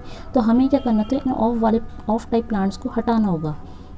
अगर सपोज़ हमने फील्ड में वीट की नंबर 1 वैरायटी ग्रो कर रही है, वहीं पे वैरायटी 2 भी ग्रो हो गई, तो वीट की जो वैरायटी 2 है ये ऑफ टाइप है और सारे इंसेक्ट इस पर अटैक करेंगे। तो अब ये हमको सही टाइम पे हटाना होगा, और वरना क्या होगा कि ये टाइप 2 की जो वैरायटी थी ये टाइप 1 के प्लांट्स में भी फैल जाएगी, और इस तरह से सारे के सारे टाइप 1 के प्लांट्स भी हमारे खतरे में आ जाएंगे। तो सही टाइम पे हमें इसको भी डिस्ट्रक्शन करना होगा। तो ये मतलब होता है डिस्ट्रक्शन ऑफ टाइप प्लांट्स। तो पढ़ लेते हैं यहाँ पे, ऑफ टाइप प्लांट होते क्या है, इम्प्योर ऑफ न्यू वैरायटीज़, जो भी हमारी वैरायटीज़ होती है जो हमने ग्रो करनी थी उसका इम्प्योर फॉर्म, ठीक है। तो इम्प्योर फॉर्म जो होता है that is referred as off plant. Such types are more susceptible to pest. मैंने अभी आपको बताया कि ऑफ टाइप के प्लांट्स जो होते हैं वो बहुत ज़्यादा ससेप्टेबल होते हैं पेस्ट के लिए, पेस्ट के फेवरेट होंगे, पेस्ट सबसे ज़्यादा इन्हीं पे अटैक करेंगे और धीरे धीरे करके ये ससेप्टेबल प्लांट्स हमारे नॉर्मल हेल्दी प्लांट्स को भी ख़त्म कर देंगे। एग्जाम्पल समझते हैं यहाँ पे पोटैटो ट्यूबर्स का। वी ऑल नो, जो आलू होता है, आलू ऊपर से तो हमें इस तरह इसके पत्ते दिख रहे होते हैं, लेकिन ज़मीन के नीचे हमें इसके ट्यूबर्स मिलते हैं, आलू जो हम खाते हैं एक्चुअल में, ठीक है, ट्यूबर्स। अब होता क्या है, ये आलू जो होते हैं ज़मीन के अंदर होते हैं, लेकिन अगर हमने इसको प्रॉपर समय में इसकी हार्वेस्टिंग नहीं करी तो आलू अंदर अंदर ही क्या करेंगे, आलू आपको पता है नॉर्मल आलू में से जो आइज़ होती हैं वो भी ग्रो करने लग जाती हैं। तो जब ऐसी कंडीशन आएगी कि एक अंदर आलू जो है उसी से नया प्लांट ग्रो करेगा तो ये ऑफ टाइप प्लांट कहलाएगा। और ऑफ टाइप प्लांट होने के कारण ही यहाँ पे क्या होगा, हमारा एक पोटैटो का बहुत ही फेमस इंसेक्ट है दैट इज़ पोटैटो कटवर्म, जिसका साइंटिफिक नेम है एग्रोटिस सेजेटम, ठीक है। और दूसरी स्पीशीज़ भी होती हैं, तो एग्रोटिस सेजेटम जो है कटवर्म ये अटैक करने लगेगा। तो आप फिगर देख सकते हैं किस तरह से पोटैटो की हालत होने वाली है। अब नेक्स्ट एग्जाम्पल आता है हमारा गंगानगर अगीती। गंगानगर अगीती क्या है, वैसे तो गंगानगर एक प्लेस है राजस्थान के पास, लेकिन गंगानगर अगीती क्या होती है, गंगानगर अगीती जो है इसको हम बोलते हैं कॉटन। नॉर्थ इंडिया, ठीक है, अपने नॉर्थ इंडिया में जो कॉटन वैराइटीज़ ग्रो होती हैं they are commonly known as Ganganagar Ageti. तो गंगानगर अगीती अगर हमारी कॉटन, मेन कॉटन के साथ अगर गंगानगर अगीती ग्रो हो रही है, गंगानगर अगीती एक कॉटन की ही प्लांट होता है, ऑफ टाइप प्लांट समझ सकते हैं हम इसको। तो अगर गंगानगर अगेती हमारी नॉर्मल कॉटन के साथ ग्रो हो जाए तो ये ऑफ टाइप प्लांट है, ये क्या हो गया ऑफ टाइप। इसका हमें क्या करना होगा, डिस्ट्रक्शन करना होगा समय पे। अगर डिस्ट्रक्शन नहीं करा तो ये करेगी, जैसिड को अटैक करेगी अपनी तरफ। जैसिड क्या होता है, एक इंसेक्ट है कॉटन का, इसका साइंटिफिक नेम है आम रस का बिग्यूटेला बिग्यूटेला, ठीक है। आप याद कर सकते हो, जैसिड को आम का रस पसंद है और आम का रस खा खा के वो क्या हो रहा है, बिग हो रहा है, 2 बार बिग हो गया, बिग बिग, ठीक है। कुछ भी अपनी ट्रिक बना सकते हो आपको जो सही लगता है। तो ये ध्यान रखना है, जैसिड किसका पेस्ट है, कॉटन का पेस्ट है। इसका साइंटिफिक नेम है आम रस का बिग्यूटेला बिग्यूटेला, ठीक है। इसके अलावा एक पेस्ट और है हमारे कॉटन का, दैट इज़ पिंक बॉलवॉर्म। इसका साइंटिफिक नेम है पिक्टिनोफोरा गॉसिपिएला, ठीक है। तो ये 2 हमारे पेस्ट हो गए कॉटन के। लेकिन इनका इन्फेस्टेशन कब बढ़ जाएगा, जब ऑफ टाइप के प्लांट्स ग्रो होने लगेंगे। और ऑफ टाइप का प्लांट है कॉटन में, दैट इज़ गंगानगर अगेती। हमारी नॉर्मल कॉटन ग्रो हो रही है, लेकिन एक जगह पे गंगानगर अगेती ग्रो हो गई तो सारा का सारा जैसिड इस पर अटैक करेगा, सारा का सारा पिंक बॉल भी इस पर अटैक करेगा और धीरे धीरे करके ये बीमार हो जाएगा गंगानगर अगेती, और ये आसपास के हेल्दी कॉटन को भी ख़राब कर देगा। तो इसलिए समय पे ही हमें गंगानगर अगेती का डिस्ट्रक्शन करना होगा, जो कि ऑफ टाइप प्लांट होता है। सिंपल। तो अभी हमने क्या क्या स्ट्रैटेजीज़ पढ़ ली हैं। सबसे नंबर 1 स्ट्रैटेजी हमने पढ़ी थी, that is selection of site and crop, ठीक है। उसके बाद हमने पढ़ा हमारा प्लूइंग हमें करनी है। सोइंग से पहले जो हम प्लूइंग करते हैं वो हमें अच्छे से करनी होगी, ताकि सारी जो सॉइल है वो एक्सपोज हो जाए। सॉइल में जितना भी मटीरियल था, ख़राब मटीरियल, वो सब सामने आ जाए, धूप लगे, ठीक है। डीप समर प्लूइंग, समर में क्या होती है, तेज़ धूप के कारण वो गर्मी से ही मर जाएँ, ठीक है, ये मतलब है। फिर प्लांटिंग मटेरियल हमारा कैसा होना चाहिए, सर्टिफाइड सीड्स हम यूज़ करेंगे। प्लांटिंग टाइम को हम एडजस्ट करेंगे, आगे पीछे करेंगे, अर्ली लेट करके इसको हम कर सकते हैं अप्लाई। ऑफ टाइप के ये वॉलंटियर प्लांट्स को डिस्ट्रॉय करना है, ताकि क्योंकि उन पे ही जो हमारे पेस्ट होते हैं वो सबसे ज़्यादा अटैक करते हैं। अब 6th पॉइंट कह रहा है हमारा, the destruction of alternate host. अब अल्टरनेट होस्ट को भी हटा दो। पहले तो ऑफ टाइप के प्लांट्स को हटाना था। ऑफ टाइप के प्लांट्स कोई अलग से प्लांट नहीं होता, ऑफ टाइप का प्लांट सेम प्लांट ही होता है, बट उसकी वैरायटी चेंज हो गई। जैसे हमने एग्जांपल लिया था ना वीट का, ठीक है। तो वीट की डिफरेंट वैरायटीज़ है। सपोज़ वीट की एक वैरायटी हमारे पास कल्याण सोना, और वीट की ही हमारे पास दूसरी वैरायटी हो गई सपोज़ सोनालिका, ठीक है। तो अगर हमने अपनी मेन फील्ड में कल्याण सोना वैरायटी ही ग्रो करी है, लेकिन एक प्लांट हमारे पास सोनालिका का है, तो सोनालिका उस केस में ऑफ टाइप हो गया। तो ये मतलब होता है ऑफ टाइप का। अब अल्टरनेट होस्ट क्या होते हैं, अल्टरनेट होस्ट होते हैं हमारे, सपोज होता क्या है कि हमारा कोई इंसेक्ट है, इंसेक्ट का फेवरेट प्लांट है हमारा वीट, गेहूं पे अटैक करता है कोई इंसेक्ट। अब गेहूं तो रबी सीज़न का क्रॉप है, रबी सीज़न ख़त्म तो वीट ख़त्म। अब ये इंसेक्ट क्या करेंगे बेचारे, अब ये इंसेक्ट क्या करते हैं, जिस टाइम पे इनको गेहूं नहीं मिलता, यानी वीट जो होता है रबी सीज़न क्रॉप है, तो रबी में इसके सोइंग के बाद, ठीक है, खरीफ आता है इसकी हार्वेस्टिंग हो जाती है, तो खरीफ में इंसेक्ट फ्री हो गए। अब खरीफ में इंसेक्ट क्या करेंगे, एक अल्टरनेट होस्ट ढूंढेंगे अपना, वीट नहीं तो कोई और सही, तो उसको बोलेंगे अल्टरनेट होस्ट। और ये अल्टरनेट होस्ट जो होते हैं most of the time, most of the cases में ही हमारे अल्टरनेट होस्ट कौन होते हैं, वीड्स होते हैं। वीड्स हमारे अल्टरनेट होस्ट का काम करते हैं। तो होता क्या है कि जो इंसेक्ट होते हैं ये अपने आप को वीड के अंदर संभालेंगे, यानी इंसेक्ट के जो एग्स होते हैं, इंसेक्ट की जो डिफरेंट स्टेजेस हमने पढ़ी थी ना, इंसेक्ट की डिफरेंट स्टेजेस होती है, एग्स हो गए, लार्वा तो मूव करता है तो वो तो ज़िंदा नहीं रहेगा, लेकिन प्यूपा एक ही जगह पड़ा रहता है। तो एग और प्यूपा जो होते हैं बेसिकली ये 2 ही स्टेज होती हैं इंसेक्ट की, जो अपने आप को इस वीड्स के अंदर छुपा लेंगी। तो उन वीड को ख़त्म करना भी प्रॉपर बहुत ज़्यादा ज़रूरी है। अदरवाइज़ ये क्या करेंगे, जब कंडीशन फेवरेबल होगी ना, तो वीड्स के अंदर जो भी इनके अंडे थे या प्यूपा था वो फेवरेबल टाइम पे आता है ग्रो करेंगे, और फिर देखेंगे कि अब तो रबी सीज़न आ गया, वीट ग्रो कर रहा है, तो वीट में फिर अटैक कर देंगे। So it is better to destroy all the alternate और वीट प्लांट्स। तो यहाँ पे हम एग्जांपल से समझते हैं। एग्जांपल यहाँ पे दिया है हमको, that is paddy mealybug and army worm. ये राइस में लगते हैं, ठीक है, पैडी मिलीबग और आर्मी वॉर्म और फ्रूट सकिंग मॉथ, ये अपना मोस्ट ऑफ द टाइम क्या करते हैं, वीड्स पे स्पेंड करते हैं, ठीक है। तो इनका भी अल्टरनेट होस्ट कौन होते हैं, वीड्स होते हैं। इसके अलावा tomato leaf curl virus, tomato leaf curl virus, ठीक है, ये वायरल डिसीज़ होता है, और इसका जो बेसिकली इसमें जो इंसेक्ट अटैक करती है इसको फैलाने के लिए, दैट इज़ एक इंसेक्ट होती है। वैसे तो वायरस की बीमारी है टोमेटो लीफ का, लेकिन इसको फैलाने का काम जो है इंसेक्ट करते हैं, यानी जो वेक्टर होता है वो इंसेक्ट है, जनरली वाइट फ्लाई, ठीक है, वाइट फ्लाई ही इसका वेक्टर होता है। तो वो क्या करते हैं मोस्ट ऑफ द टाइम, अगर टोमेटो ग्रो नहीं करेगा तो उनका अल्टरनेट होस्ट कौन होगा, parthenium. Parthenium is a weed और यही इसका अल्टरनेट होस्ट होता है। Next point is thinning and topping. Thinning and topping करने से भी हम क्या कर सकते हैं, इंसेक्ट की ग्रोथ को या इंसेक्ट की स्टेजेस को डिस्ट्रॉय कर सकते हैं।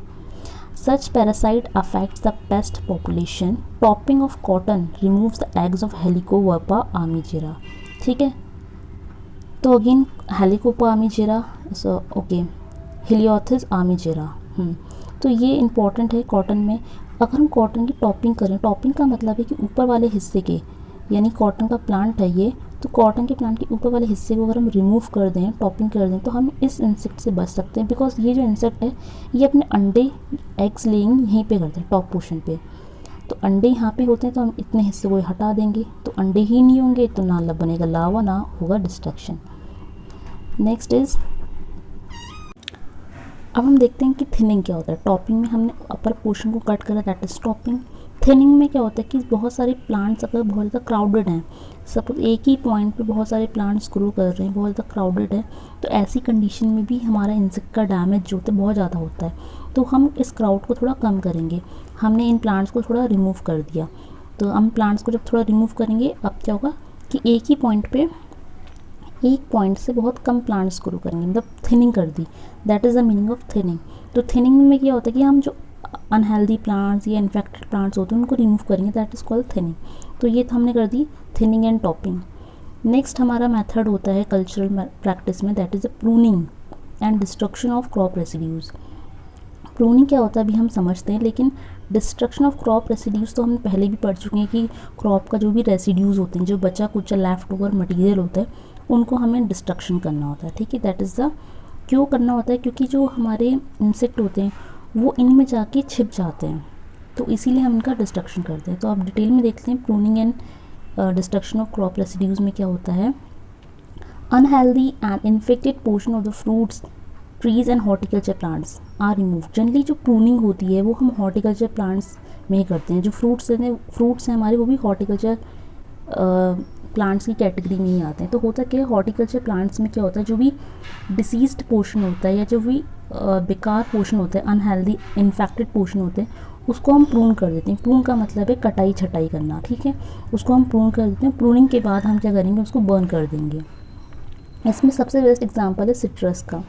सिट्रस में हम क्या करते हैं, गर्मी का टाइम आता है, अप्रैल मई वाली जो गर्मी होती है, उस टाइम पे हम इसकी प्रूनिंग कर रहे होते हैं। जो प्रूनिंग होती है जनरली हम उसमें डेड और इन्फेक्टेड ब्रांचेस को अलग कर देते हैं। सपोज़ ये सिट्रस है, इसकी जो डेड ब्रांचेस हैं इनको हम अलग करेंगे, यानी इसको हमने हटा दिया, इसको हटाया, तो प्रूनिंग हमने कर दी। प्रूनिंग से क्या हेल्प होती है कि प्रूनिंग के कारण जो शूट बोरर है उसका अटैक कम हो जाएगा। सिट्रस के प्लांट में इन ब्रांचेस में हमारा क्या होता है, शूट बोरर लगा होता है, शूट बोरर होता है। तो अगर हम प्रूनिंग कर देंगे तो ये हमारे पार्ट अलग हो जाएंगे, यानी इनके साथ ये इनके शूट बोरर भी अलग हो जाएगा। That is Y pruning is helpful in citrus crop. अब बात करते हैं डिस्ट्रक्शन ऑफ क्रॉप रेसिड्यूज़ की। यहाँ पे हम एग्जांपल लेते हैं मैंगो का। मैंगो जो होती है हमारी बहुत इंपॉर्टेंट क्रॉप है। मैंगो का एक बहुत ही फेमस इंसेक्ट है, दैट इज़ मैंगो मिलीबग, ठीक है। अब इस मैंगो के आसपास अगर हम धुआं कर दें, ठीक है, स्मोक कर दें, कैसे करेंगे, जो भी हमारे प्लांट्स के जो पत्ते गिरते रहते हैं, फॉलन पार्ट्स होते हैं, या मैंगो का जो एक्स्ट्रा स्टबल्स होती हैं आसपास, उसको हम क्या करेंगे, आगे उसको बर्न कर देंगे। मैंगो के ऑर्चिड में हम क्या करेंगे, बर्न करेंगे, तो मैंगो जो मिलीबग होता है, मैंगो मिलीबग के निम्फ्स होते हैं प्रेजेंट, वो किल हो जाएंगे, ठीक है, इसका ये मतलब होता है। अब नेक्स्ट चीज़ है हमारे क्रॉप रेसिड्यूज़ का डिस्ट्रक्शन में अगेन, कि जो बहुत सारे क्रॉप्स होते हैं उनकी जो क्रॉप्स में क्या होते हैं, इंसेक्ट पेस्ट की जो कुछ डिफरेंट स्टेजेस होती हैं, जैसे एग हो गया, प्यूपा हो गया, ये क्या करते हैं, जब इनका अनफेवरेबल टाइम चल रहा है तो अपने को छिपा लेंगे, हाइबरनेट कर लेंगे।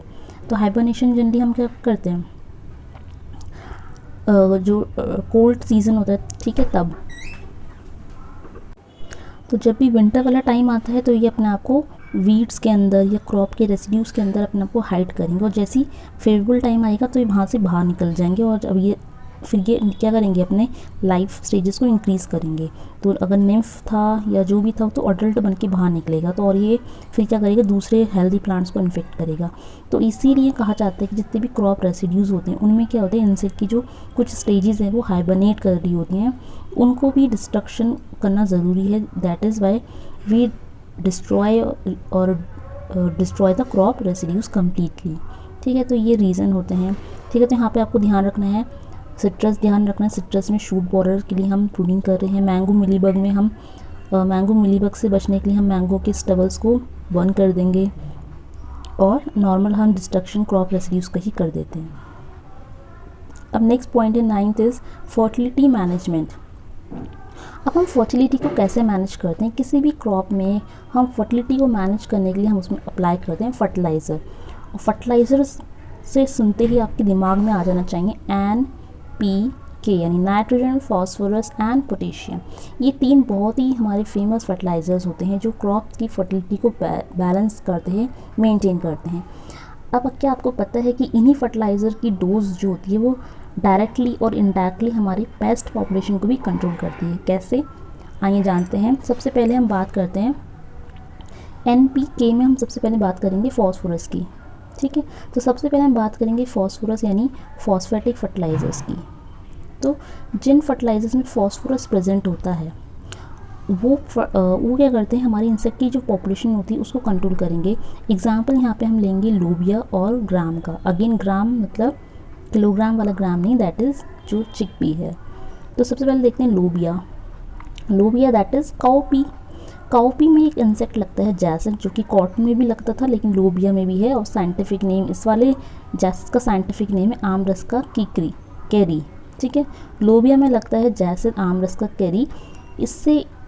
इसके अटैक को कम करने के लिए हम क्या करेंगे, फॉस्फेटिक फर्टिलाइज़र यानी फॉस्फोरस जिसमें पाया जाता है वो वाला फर्टिलाइज़र यूज़ करेंगे।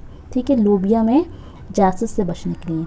सेम हमारा जो ग्राम है, चना है, चिकपी, उसमें हेलिकोवर्पा आर्मीजेरा लगता है। हेलिकोवर्पा आर्मीजेरा यानी पॉड बोरर। तो इस पॉड बोरर से बचने के लिए भी हम क्या करते हैं, फॉस्फोरस का अमाउंट ज़्यादा करके अप्लाई कर देते हैं। ठीक है, ध्यान रखना है, अगर हमने फॉस्फोरस फर्टिलाइजर्स का अप्लाई करा है लोबिया और ग्राम में, तो किन इंसेक्ट को कंट्रोल करने के लिए हम करते हैं, लोबिया में या कंट्रोल करते हैं जैसिड्स को यानी आमरस का कैरी, और ग्राम में हम कंट्रोल करते हैं ग्राम पॉड बोरर यानी हेलिकोवर्पा आर्मीजेरा। अब बात करते हैं हम दूसरे फर्टिलाइज़र्स पे, दैट इज़ फॉस्फोरस के बाद हम आते हैं पोटेशियम में, यानी पोटेशियम यानी के। तो पोटेशियम के बारे में आप एक बात जान लो, पोटेशियम का जो डोज है it is inversely proportional to the pest attack. Inversely proportional है। इन्वर्सली प्रोपोर्शनल का मतलब है कि अगर जैसे जैसे हमारी पोटेशियम की मात्रा बढ़ती जाए, यानी अगर हम ज़्यादा अमाउंट में पोटेशियम डाला तो पेस्ट का इन्फेस्टेशन कम होगा। और अगर हम इसका उल्टा कर दें, उल्टा मतलब कि अगर हमने पोटेशियम की डोज कम रखी है, कम अप्लाई करा है, तो इंसेक्ट का अटैक ज़्यादा। तो इसी चीज़ को ध्यान में रखते हुए आप याद कर सकते हैं कि अगर हमने पोटेशियम का, हम बात कर रहे हैं पोटेशियम के की, पोटेशियम की अगर नॉर्मल डोज या बहुत एक्सेस सप्लाई कर दी है तो हमारा पेस्ट इन्फेस्टेशन क्या होगा, कम होगा, रिड्यूस होगा। लेकिन अगर हमने एक्सेस पोटेशियम इंक्रीज होगी, अगर हमने पोटेशियम की डोज कम रखी तो पेस्ट इन्फेस्टेशन ज़्यादा होगा। तो अगर हमने पोटेशियम ज़्यादा रखा है, एक्सेस पोटेशियम डाला है, ज़्यादा पोटेशियम डाला, तो पेस्ट अटैक कम होगा। कम क्यों होता है, because of silica content. Potassium का अमाउंट जब हम ज़्यादा डालते हैं तो प्लांट्स में सिलिका का अमाउंट बढ़ने लगता है, सिलिका बनने लगता है प्लांट्स में। और सिलिका क्या करता है, हार्डनेस क्रिएट करता है। क्या क्रिएट करता है, प्लांट को हार्ड बनाएगा, मजबूत बना देगा। प्लांट्स की जो लीव्स हैं वो बहुत ज़्यादा हार्ड हो जाएंगी और इंसेक्ट उन पे अटैक नहीं कर पाएगा। तो यही रीज़न होता है। तो ये पोटेशियम का रीज़न था। अब आते हैं हम अपने नेक्स्ट फर्टिलाइज़र की तरफ, दैट इज़ नाइट्रोजन। ठीक है, NPK, तो P पढ़ा, K पढ़ा, आते N की बारी, नाइट्रोजन की बारी। नाइट्रोजन में आपको ध्यान रखना है, nitrogen is directly proportional to the pest attack. इसका मतलब जितना ज़्यादा नाइट्रोजन उतना ज़्यादा पेस्ट अटैक, जितना कम नाइट्रोजन उतना कम पेस्ट अटैक। ठीक है, पोटेशियम जो था इन्वर्सली रिलेट कर रहा था, ज़्यादा पोटेशियम पेस्ट अटैक कम, इन्वर्स। लेकिन नाइट्रोजन डायरेक्टली रिलेट कर रहा है, ज़्यादा नाइट्रोजन ज़्यादा पेस्ट अटैक। ठीक है, तो नाइट्रोजन के केस में देखा गया है कि अगर एक्सेस नाइट्रोजन अप्लाई करा है तो पेस्ट अटैक भी ज़्यादा होगा। इसके अलावा एजोस्पैरेलम जो कि बायो फर्टिलाइज़र है, ये पेस्ट अटैक को कम करेगा, क्योंकि ये प्लांट्स को हार्ड बनाएगा। प्लांट्स हार्ड हो जाएंगे तो इंसेक्ट का अटैक कम होगा। तो ये ध्यान रखना है। फर्टिलिटी मैनेजमेंट में हमने बात करा NPK का। एन नाइट्रोजन ज़्यादा, पेस्ट का अटैक ज़्यादा, पोटेशियम ज़्यादा, पेस्ट का अटैक कम हो जाएगा। और यहाँ पे भी फॉस्फोरस ज़्यादा, अटैक कम होगा, और पोटेशियम ज़्यादा होगा तब भी अटैक कम होगा। बस नाइट्रोजन का तो ध्यान रखना, डायरेक्टली है, ज़्यादा नाइट्रोजन ज़्यादा पेस्ट का अटैक, तो आपको नाइट्रोजन कम यूज़ करनी होगी। अब आते हैं वाटर मैनेजमेंट में। वाटर मैनेजमेंट का मतलब है सीधे साधा इरिगेशन से, कि हमें इरिगेशन कैसे करना है। कुछ क्रॉप्स में हमको ज़्यादा इरिगेशन करने की ज़रूरत पड़ती है, कुछ में कम इरिगेशन अप्लाई करने की ज़रूरत पड़ती है। पहले हम कंडीशन पढ़ेंगे जब हम ज़्यादा इरिगेशन करना है। होता क्या है कि कुछ क्रॉप्स ऐसी होती है जब हम इरिगेशन कर देते हैं तो उनमें छिपे हुए जो इंसेक्ट की स्टेजेस हैं, जैसे एग्स वगैरह हो गए, निम्फ हो गए, प्यूपा हो गए, तो ये सब इरिगेशन के कारण क्या हो जाएंगे, बाहर आ जाते हैं, मिट्टी से बाहर, मिट्टी के सरफेस में आ जाएंगे। तो होता क्या है, सरफेस में आने के बाद जो नेचुरल एनिमीज़ होते हैं वो उनको खा जाएंगे, यह पानी के संग बह के वो निकल जाएंगे, वॉश आउट हो जाएंगे। ये देखा गया है हमारे कौन से क्रॉप्स में, जैसे हमारे शुगर केन होता है और जो वीट होता है। शुगर केन और वीट में हम वाइट आंट्स को, सफ़ेद चींटी से बचने के लिए हम इरिगेशन कर देते हैं। तो पूरे फील्ड में जब इरिगेशन हो जाता है तो जो भी वाइट आंट की स्टेजेस होंगी वो सब इरिगेशन के कारण सरफेस पे आके वॉश आउट हो जाएंगी। इसके अलावा अगर हम बात करें मस्टर्ड की, तो मस्टर्ड का इम्पॉर्टेंट पेस्ट था हमारा मस्टर्ड एफिड, जिसका साइंटिफिक नेम अभी हमने ऊपर पढ़ा था, लिपाफिस इरिसिमी। ठीक है, तो मस्टर्ड एफिड्स जो होते हैं सबसे ज़्यादा अटैक करते हैं रेन फेड कंडीशन में। रेन फेड कंडीशन माने कंपेरेटिवली जहाँ पे इरिगेशन नहीं हुआ होता। लेकिन अगर हम मस्टर्ड को ग्रो करते हैं इरिगेटेड कंडीशन में तो अटैक ना के बराबर होता है। तो ध्यान रखना है, इरिगेशन करने से इंसेक्ट की ग्रोथ भी हम इंसेक्ट की स्टेजेस को कंट्रोल कर रहे हैं। तो ये हमारा कल्चरल मेथड में आता है। देखा जाता है कि कुछ क्रॉप्स में होता क्या है कि नाइट्रोजन की भी, जो नाइट्रोजन का अमाउंट होता है वो भी इरिगेशन से कंट्रोल होता है। होता क्या है कि अगर हमने पानी की कमी हो जाती है, सपोज़ अगर हम प्रॉपर इरिगेशन नहीं करेंगे, प्लांट्स में वाटर की कमी हो गई, इंसान के अंदर होती है तो प्लांट्स के अंदर भी वाटर की कमी हो जाती है। प्लांट्स के अंदर जब वाटर कम हो जाएगा तो ऑटोमेटिकली वाटर कम हो गया, वाटर का अमाउंट अगर प्लांट में कम हो जाता है तो इसके कारण क्या होगा, नाइट्रोजन का अमाउंट बढ़ जाएगा। और प्लांट्स में क्या होगा, जो सुक्रोज होती है, सुक्रोज क्या है, एक ऐसी शुगर होती है प्लांट्स के अंदर जो ट्रांसपोर्टेशन में यूज़ होती है। देखो प्लांट्स अपना जो खाना बनाते हैं, प्लांट्स मैन्युफैक्चर करते हैं अपना food in the form of glucose, और जो स्टोर करते हैं वो करते हैं ग्लाइकोजन की फॉर्म में। आप सबको पता है प्लांट्स में जो है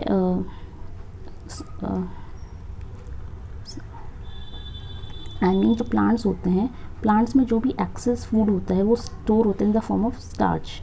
तो ह्यूमंस में होता है ग्लाइकोजन की फॉर्म में। ठीक है, तो ह्यूमंस में ग्लाइकोजन है, प्लांट में स्टार्च होता है।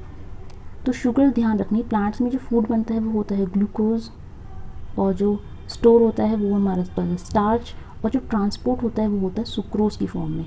तो देखो आपको पता है कि प्लांट्स में दो चीज़ होती हैं, जाइलम, फ्यूलम। फ्यूलम फूड को ट्रांसपोर्ट करने के लिए होता है, तो फ्यूलम क्या करता है, जब ट्रांसपोर्ट करता है शुगर को वो सुक्रोज की फॉर्म में करता है। तो होता देखा जाता है कि प्लांट्स में जब पानी कम होने लगता है तो नाइट्रोजन का कंसनट्रेशन अधिक होने लगता है, जिसके कारण सुक्रोज भी बढ़ जाता है। तो यही कंडीशन फेवरेबल कंडीशन होती है इंसेक्ट के अटैक के लिए। तो इस कंडीशन में जो हमारे एफिड्स होते हैं वो अटैक करेंगे, क्योंकि एफिड्स को जब प्लांट्स में अटैक करेंगे तो उनकी लीव्स में ज़्यादा नाइट्रोजन मिलेगा, ज़्यादा सुक्रोज मिलेगा, तो ये एफिड अटैक करना स्टार्ट करेगा।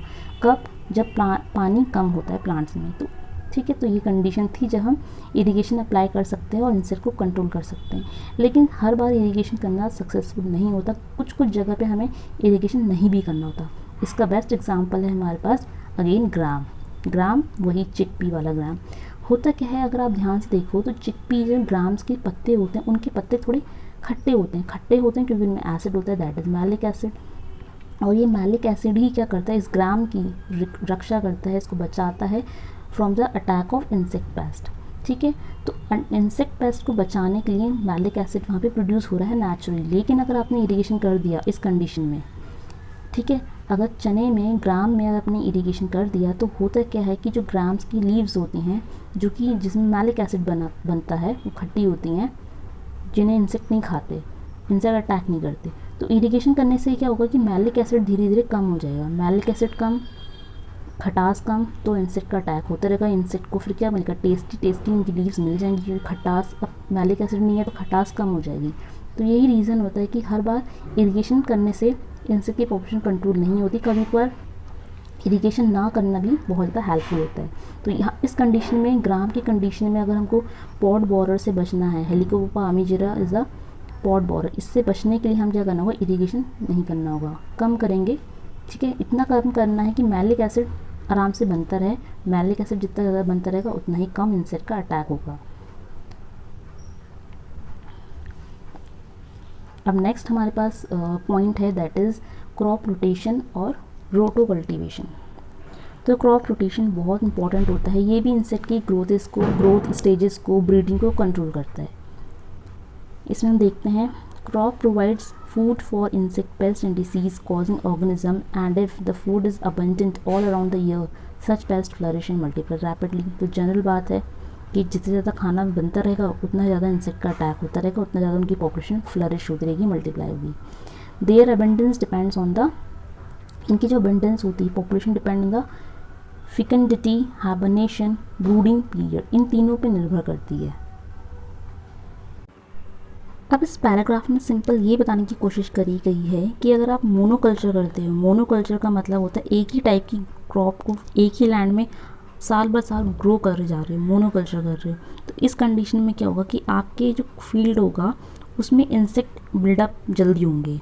हाउ, बिकॉज इंसेक्ट के अंदर एक हैबिट होती है कि एक टाइप का फूड उनको मिलता रहेगा, यानी जब उनको अबंडेंट फूड मिलता रहेगा, हर साल अबंडेंट मात्रा में फूड मिलेगा। फूड का मतलब क्या है, आप जो क्रॉप आप ग्रो करोगे, वो इंसेक्ट के अल्टीमेटली फूड का काम करता है। तो जब आप मोनोकल्चर परफॉर्म करते तो इंसेक्ट के अंदर एक हैबिट डेवलप हो जाएगी कि उनको हर साल भर साल एक अबंडेंट अमाउंट में फूड मिलेगा, और इसी कारण उनकी क्या होगी, जो फिकेंडिटी होती है, फिकेंडिटी का सिंपल अर्थ होता है एबिलिटी टू रिप्रोड्यूस। एक इंसेक्ट से दूसरा इंसेक्ट पैदा हो रहा है, रिप्रोड्यूस हो रहा है, तो उस इंसेक्ट में कितनी एबिलिटी है रिप्रोड्यूस करने की, ये इस बात पर निर्भर करेगा कि इंसेक्ट खा क्या रहा है। एक अच्छी अमाउंट का फूड खाएगा तभी तो उसकी रिप्रोडक्टिव हेल्थ अच्छी होगी। हाइबरनेशन यानी विंटर डोरमेंसी, जब वो जाड़े आता है तो विंटर में डोरमेंस में चला जाता है, ठीक है, इनएक्टिव हो जाएगा। ब्रूडिंग पीरियड, यानी उसमें ब्रूडिंग पीरियड का मतलब कि एक इंसेक्ट के एग से जब हैच होके निम्फ बनेगा या लार्वा बनेगा तो उस टाइम को ब्रूडिंग पीरियड कहा गया है। डेसिमिनेशन कैपेसिटी का मतलब है कि एक इंसेक्ट एक एरिया से दूसरे एरिया में किस तरह से स्प्रेड हो सकते हैं। तो ये सब चीज़ें जो हैं ये डिपेंड करेगी आप किस टाइप के क्रॉपिंग स्कीम को फॉलो करते हैं। मोनोकल्चर करने से ये सारी चीज़ें फेवरेबल होंगी, तो इंसेक्ट की ग्रोथ ऑटोमेटिकली हाई हो जाएगी, इंक्रीज़ हो जाएगी। तो इसीलिए हमें मोनोकल्चर अप्लाई नहीं करना, हमें क्या करना है, हमें जाना है क्रॉप रोटेशन की तरफ। We have to apply crop rotation in our field. Crop rotation का मतलब है कि एक सीज़न में आपने एक क्रॉप ग्रो करी, दूसरे सीजन में आपने दूसरे क्रॉप ग्रो करनी है। That is simple meaning of crop rotation. ऐसा करने से जो आपकी साल भर साल जो इंसेक्ट पेस्ट की पॉपुलेशन बिल्डअप हो जाएगी वो ख़त्म हो जाएगी। और नेक्स्ट 12th पॉइंट बोल रहा है, ये भी अगेन कल्चरल प्रैक्टिस का ही पार्ट है, बिकॉज यहाँ पे हम इंसेक्ट की स्टेजेस को कंट्रोल करेंगे, उनकी रिप्रोडक्शन को कंट्रोल कर रहे हैं। दैट इज़ वाई ये सब हमारे कल्चरल प्रैक्टिसेस हैं। कल्चरल प्रैक्टिस में क्रॉपिंग स्कीम है और एंड ट्रैप क्रॉप्स। तो ट्रैप क्रॉप्स क्या होते हैं, ट्रैप से नाम से समझ में आ रहा है ऐसी क्रॉप्स जो इंसेक्ट को अपनी तरफ आकर्षित करें, अपनी तरफ ट्रैप कर लें और हमारी मेन क्रॉप है वो सुरक्षित रहे। ये एग्जांपल है ट्रैप, मतलब इसका मीनिंग है ट्रैप क्रॉप का। अब ट्रैप क्रॉप को हम कैसे ग्रो करते हैं, हमारी जो मेन क्रॉप होती है, सपोज हमारी फील्ड में मेन क्रॉप लगी, इसके आसपास ही हम क्या करेंगे, कुछ दूरी पे ट्रैप क्रॉप्स को लगा देंगे। ठीक है, तो इसके एग्जांपल से समझते हैं हमें। सबसे पहले हम एग्जांपल लेते हैं यहाँ पे कॉटन का। ठीक है, कॉटन का एग्जांपल लेते हैं। कहाँ है कॉटन, ठीक है कॉटन। अब जो हमारी कॉटन है ना उसमें 2 इंसेक्ट लगते हैं, बहुत इंपॉर्टेंट बात है। ठीक है, 2-3 इंसेक्ट आप याद रखो। कॉटन में एक लगता है हमारा जैसिड और एक होती है हमारा कॉटन बॉलवॉर्म। ठीक है, कॉटन में हमारा लगता है जैसिड और बॉलवॉर्म। इनसे बचने के लिए हम क्या करते हैं, कॉटन के आसपास एक ट्रैप क्रॉप लगा देंगे एंड दैट इज़ भिंडी जिसको हम बोल देते हैं ना लेडी फिंगर, वो लगा देंगे। तो भिंडी लगाने से क्या होगा, हमारा कॉटन की जो क्रॉप में बॉलवॉर्म लग रहा था, जैसिड लगना था, वो हमारी कॉटन जो कि हमारी क्या है मेन क्रॉप है, उसमें नहीं लगेगा और किस पे लग जाएगा, भिंडी पे लग जाएगा। ठीक है, भिंडी में जब क्रॉप्स में जब बॉल वॉर्म जैसे लग जाएगा सारा का सारा, उसके बाद कुछ टाइम बाद हम भिंडी को वहाँ से अपरूट करके डिस्ट्रॉय कर देंगे और हमारी मेन क्रॉप यानी कॉटन सेफ रहेगी। एक और इंसेक्ट होता है कॉटन में, दैट इज़ हेरी कैटरपिलर, दैट इज़ हेरी कैटरपिलर। अब ये हेरी कैटरपिलर से बचने के लिए हम अगेन एक टैप क्रॉप लगाते हैं जिसका नाम है सीसेम, जिसको हिंदी में बोलते हैं हम तिल। ठीक है, जितने भी ऑयल सीड क्रॉप्स होते हैं उनकी रानी होता है, ठीक है, क्वीन ऑफ ऑयल सीड है ना सीसेम तिल, उसको लगा देंगे। तो होगा क्या, जितना भी हेरी कैटरपिलर है वो हमारी मेन क्रॉप कॉटन की बजाय सीसेम में लग जाएगा और सीसेम को बाद में हम अपरूट करके इसको डिस्ट्रॉय करेंगे। तो अगेन यहाँ पे हमारी कॉटन सेफ हो गई। तो ये था हमारा ट्रैप क्रॉप का एग्जाम्पल्स कॉटन के लिए। तो कॉटन में हमने कौन सी क्रॉप लगाते हैं, किस इंसेक्ट से बचने के लिए लगाएंगे, ये ध्यान रखना है। In cotton we grow bhindi as a trap crop to protect from bollworm and jacid. If we are growing tap crop sesame in case of cotton, then we are protect cotton from hairy caterpillar. एक और example लेते हैं हम trap crop का cabbage में। Suppose हमारे पास cabbage है जो कि हमारी मेन क्रॉप है। कैबेज में बहुत सारे इंसेक्ट लगते हैं, जैसे DBM that is diamond back moth. इसके अलावा लीफ वेबर लगता है और एक और लगता है एफिड्स। कैबेज में एफिड्स लगते हैं। ठीक है, इन तीनों प्रॉब्लम से छुटकारा पाने के लिए हम क्या करते हैं, कैबेज में मस्टर्ड ग्रो कर देंगे, सरसों ग्रो करेंगे। तो होगा क्या, जितने भी ये इंसेक्ट हैं तीनों के तीनों ये सब मस्टर्ड में अटैक करेंगे, कैबेज हमारी मेन क्रॉप सेफ रह जाएगी। इसको थोड़ा और डिटेल में यहाँ देख लेते हैं। थोड़ा अच्छे से यहाँ बता रखा है कि कैसे ग्रो करना है। To attract DBM, diamond back moth, leaf weber and aphids of cabbage, ये हमारी मेन क्रॉप है। 2 rows of mustard are sown after each 10 rows of cabbage, यानी हर कैबेज की 10 रोज़ जो होंगी वहाँ पे हम कैबेज की 10 रोज़ हैं ये, और इसके बाद 2 रो यहाँ पे मस्टर्ड की होंगी। ये हमारी कैबेज की रो हो गई और ये 2 रोज़ हमारी मस्टर्ड की हो गई। इस तरह से हमें प्लांट करना है। तो होगा क्या, जितने भी तीनों इंसेक्ट्स थे DBM, लीफ वेबर और एफिड्स, ये सब हमारे मस्टर्ड पर अटैक करेंगे। कैबेज हमारा मेन क्रॉप सेफ रहेगा।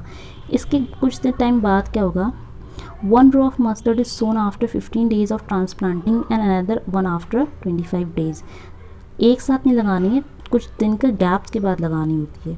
When the pest appears on mustard, spray 0.5% डाइक्लोरोवॉस, ये हमारा एक इम्पॉर्टेंट फॉस्फोरस फर्टिलाइज़र है, इसका स्प्रे करेंगे। 0.5 स्प्रे करना है इसका। Intervals of 10 to 15 days can be done and the main crop cabbages to be spray with neem based insecticides which protect from natural enemies also. तो इतना ज़्यादा आपको ध्यान नहीं रखना, आपको सिर्फ इतना ध्यान रखना है कि कैबेज में अगर हमारी कैबेज मेन क्रॉप है और कैबेज में ये तीनों इंसेक्ट अटैक करेंगे तो उसका जो ट्रैप क्रॉप होगा वो होगा हमारा मस्टर्ड। ओके, नेक्स्ट एक और एग्जांपल है हमारे पास ट्रैप क्रॉप का, वो है टोमेटो में। जो टोमेटो होती है अगर वो हमारी मेन क्रॉप है तो टोमेटो में हम क्या करेंगे, टोमेटो में एक बहुत ही भयंकर इंसेक्ट लगता है, दैट इज़ हेलिकोवर्पा आर्मीजेरा। पूरी वीडियो में हमने हेलिकोवर्पा आर्मीजेरा का नाम कितनी बार पढ़ लिया है। इसका कॉमन नाम क्या है, पॉड, इसको हम कॉमनली बोलते हैं पॉड बोरर। ठीक है, अब पॉड बोरर से बचने के लिए हम क्या करते हैं, यानी टमाटर में जो हेलिकोवर्पा आर्मीजेरा है उससे बचने के लिए हम एक टैप क्रॉप लगाएंगे जिसका नाम होता है मैरीगोल्ड, गेंदे का फूल। ठीक है, तो होगा क्या, सारा का सारा हेलिकोवर्पा आर्मीजेरा मैरीगोल्ड पर अटैक करेगा और टमाटो हमारा सेफ रहेगा। यहाँ पे देख लेते हैं, transplanting of yellow tall marigold, marigold का साइंटिफिक नेम है टैजेटिस स्पीशीज़, या फिर टोबैको भी लगा सकते हैं 1:5 में। ठीक है, तो दोनों हैं मैरीगोल्ड और टोबैको 1:5। 1:5 का मतलब 1:5 से यहाँ पे मतलब ये है कि एक रो हमारी ट्रैप क्रॉप की है यानी मैरीगोल्ड की, और 5 हमारी मेन क्रॉप जो है हमारा टोमेटो उसका है। ठीक है, तो वो यहाँ पे हमें 1:5 में ग्रो करना है। हेलिकोवर्पा आर्मीजेरा को कंट्रोल करने के लिए helicoverpa armigera lay eggs on yellow tall marigold. ध्यान रखना है, येलो टॉल छोड़ो, आपको ध्यान रखना है कि हेलिकोवर्पा आर्मीजेरा यानी पॉड बोरर ने अपने एग्स को मैरीगोल्ड के ऊपर ले कर दिया, which is exposed to the parasitoid. अब एक पैरासिटॉइड आएगा जिसका नाम है ट्राइकोवर्मा ट्राइकोग्रामा चिलोनिस, ठीक है, ये एग पैरासिटॉइड है। ये एग पैरासिटॉइड क्या करेगा, एग्स को ख़त्म कर देगा, ठीक है, ये करना है। इसके अलावा स्प्रेइंग ऑफ HANPV यानी हेलिकोबाक्टर के लिए हम क्या करेंगे, NPV का मतलब होता है न्यूक्लियर पॉलीहेड्रल वायरस, इसका यूज़ करेंगे टू कंट्रोल हेलिकोबा आर्मीचेरा। या फिर BT that is bacillus thuringiensis, एक बैक्टीरिया होता है, इसका भी हम यूज़ कर सकते हैं। और इसका हम यूज़ करेंगे अपनी मेन क्रॉप टोमेटो के ऊपर, ठीक है। टोमेटो क्या होता है, टोमेटो के ऊपर ट्राइकोग्रामा चिलोनिस का कोई निगेटिव इम्पैक्ट नहीं होता। ये ट्राइकोग्रामा ये बेसिकली क्या होता है कि फंगस होती है, और जो बैसिलस थुरिनजेनेसिस है दैट इज़ बैक्टीरिया। तो ये हमारे क्या करता है, इंपॉर्टेंट है, एग पैरासिटॉइड का काम करेंगे। तो जो भी हेलिकोबाक्टर में एग लेइंग होनी थी वो मैरीगोल्ड के ऊपर हुई, मैरीगोल्ड के ऊपर हम इन एग पैरासिटॉइड को रिलीज़ कर देंगे ताकि वो इन एग्स को डिस्ट्रॉय कर दे और हमारा टोमेटो मेन क्रॉप सही रहे। इसके अलावा हेलिकोबा आर्मीचेरा ऑन रस्टिका टोबैको की 2 स्पीशीज़ होती हैं। जो टोबैको रस्टिका वाला होता है may be control by merit predator, उस पर हम मेरिट प्रीडेटर रिलीज़ कर देंगे। मेरिट प्रीडेटर का साइंटिफिक नेम है साइरोप्टेलिस ट्यूनिस, ठीक है। In the case of locust, अगर सपोज लोकस्ट का अटैक बहुत ज़्यादा है वहाँ पे, तो लोकस्ट के अटैक के लिए हम क्या करेंगे, जो टोमेटो होता है हमारा, टोमेटो के प्लांट में हम क्या कर सकते हैं, मैरीगोल्ड तो कर रहा था, लेकिन अगर लोकस्ट का अटैक बहुत ज़्यादा होगा टोमेटो में, अगर हम मैरीगोल्ड लगाते तो हम किससे बचने के लिए लगाएंगे, हेलिकोबा आर्मीचेरा से बचने के लिए लगाते हैं। लेकिन टोमेटो में अगर हम नीम लगा रहे हैं, नीम एज अ टैप क्रॉप लगा रहे हैं, तो हम किससे बचने के लिए लगाएंगे, लोकस्ट। तो जहाँ पे भी लोकस्ट का अटैक बहुत ज़्यादा होता है, लोकस्ट का साइंटिफिक नेम इंपॉर्टेंट है, लोकस्ट इज़ शिस्टोसेरा ग्रेगेरिया। तो जहाँ पे लोकस्ट का अटैक ज़्यादा होता है तो हम उस कंडीशन में नीम ट्रीज़ लगाते हैं। नीम ट्रीज़ लगाने से क्या होता है, ये अट्रैक्ट करेंगे प्रीडेटरी बर्ड्स को, और प्रीडेटरी बर्ड्स जब आएंगी तो लोकस्ट को भी अपने संग ले जाएंगी। तो लोकस्ट से हमारी जो क्रॉप होगी टोमेटो वो सेफ़ है। अब आ गए हैं अपने लास्ट पॉइंट में, यानी कल्चरल प्रैक्टिसेस का लास्ट पॉइंट कहता है कि यूज़ ऑफ रेजिस्टेंट वैराइटीज़ का भी यूज़ करना है, ठीक है। तो there variety of resistant varieties की बहुत लंबी चौड़ी लिस्ट होती है, हर एक क्रॉप में सुटेबल होती है कि इस पेस्ट के लिए ये वाली वैरायटी रेजिस्टेंट है या इस एबायोटिक स्ट्रेस में ये वाली वैराइटीज़ सुटेबल है। तो रेजिस्टेंट वैराइटीज़ जो होती हैं बहुत इंपॉर्टेंट होती हैं। रेजिस्टेंट वैराइटीज़ अपने अंदर इंसेक्ट डैमेज हो रहा है, इंसेक्ट अटैक होगा उसको कंपैरेटिवली कम करते हैं। कैसे कम करते हैं, बिकॉज इनके अंदर एक स्पेशल पावर आ जाती है, एक स्पेशल करेक्टर डेवलप हो जाता है। क्या करेक्टर डेवलप होता है, जितनी भी रेजिस्टेंट वैराइटीज़ होती हैं वो नॉर्मल वैराइटीज़ थोड़ी सी अलग होती हैं। कैसे अलग होती हैं, क्योंकि इनमें कुछ स्पेशल करेक्टर्स डेवलप हो रहे हैं। जैसे कि इनमें एसिडिटी अलग होती है, ज़्यादा होती है, इनका जो सैप होता है वो टेस्टलेस हो जाता है, ठीक है। टेस्टलेस मतलब कि कुछ स्वाद नहीं आएगा। देखो, क्योंकि ये सारी जो स्पेशल करेक्टरिस्टिक्स हैं, लाइक जैसे एसिड ज़्यादा होना, जैसे हमने बात करी थी ग्राम में, जो ग्राम थी चिकपी, उनके पत्तों में मैलिक एसिड होता है। मैलिक एसिड की वजह से कोई इंसेक्ट उसमें अटैक नहीं करेगा ईजिली, ठीक है। तो एसिडिटी ज़्यादा होती है रेजिस्टेंट वैराइटीज़ में, प्लस उनका जो सेल सेप है वो टेस्टलेस है। किसी प्लांट के सेल सेप में क्या होता है, जब वाटर बहुत ज़्यादा अप्लाई कर देते हैं उनमें फ्यूलम में सुक्रोज आने लगता है, सुक्रोज की वजह से उनमें टेस्ट आ जाएगा, तो इंसेक्ट तो अटैक करेगा। इसलिए हमें जो सेल सेप है उसको टेस्टलेस बनाना है। तो जो हमारी रेजिस्टेंट वैराइटीज़ हैं उनमें सेल सेप टेस्टलेस होता है। इसके अलावा उनमें अर्ली मैच्योरिटी होती है, जल्दी मैच्योर हो जाएंगी। जल्दी मैच्योर होने से ये मतलब है कि वो जो इंसेक्ट का अटैक वाला टाइम होगा ना उसको स्केप करेंगे, उस वाली कंडीशन से स्केप कर देंगे, ठीक है। बार्क जो होता है हार्ड होता है, हार्ड बार्क होता है ड्यू टू सिलिका कंटेंट ज़्यादा होगा प्लांट में, तो बार्क बहुत ज़्यादा हार्ड हो जाएगा। तो ये सारी जो कैरेक्टर्स हैं ये हमारी रेजिस्टेंट वैराइटीज़ के अंदर पाई जाती हैं। That is Y resistant varieties में इंसेक्ट पेस्ट का इन्फेस्टेशन इतनी ईजिली नहीं हो पाता। तो ये आज हमने कुछ इंपॉर्टेंट कल्चरल प्रैक्टिसेस को डिस्कस करा है, जिससे हम इंसेक्ट की जो पॉपुलेशन है उसको कंट्रोल कर सकते हैं। इंसेक्ट को ख़त्म नहीं कर सकते, बट इंसेक्ट का जो लेवल ऑफ पॉपुलेशन है वो इकोनॉमिक इंजरी लेवल को क्रॉस करने से बचा सकते हैं। सो होप सो ये वीडियो आपको बहुत अच्छा लगा होगा। वीडियो अगर अच्छा लगा है तो वीडियो को एक लाइक ज़रूर करें, कमेंट करके बताएं कि वीडियो आपको अच्छी लगी है, और स्टार्टिंग में जो क्वेश्चन पूछा गया है उसका आंसर भी ज़रूर कमेंट करें। वीडियो को जो नेक्स्ट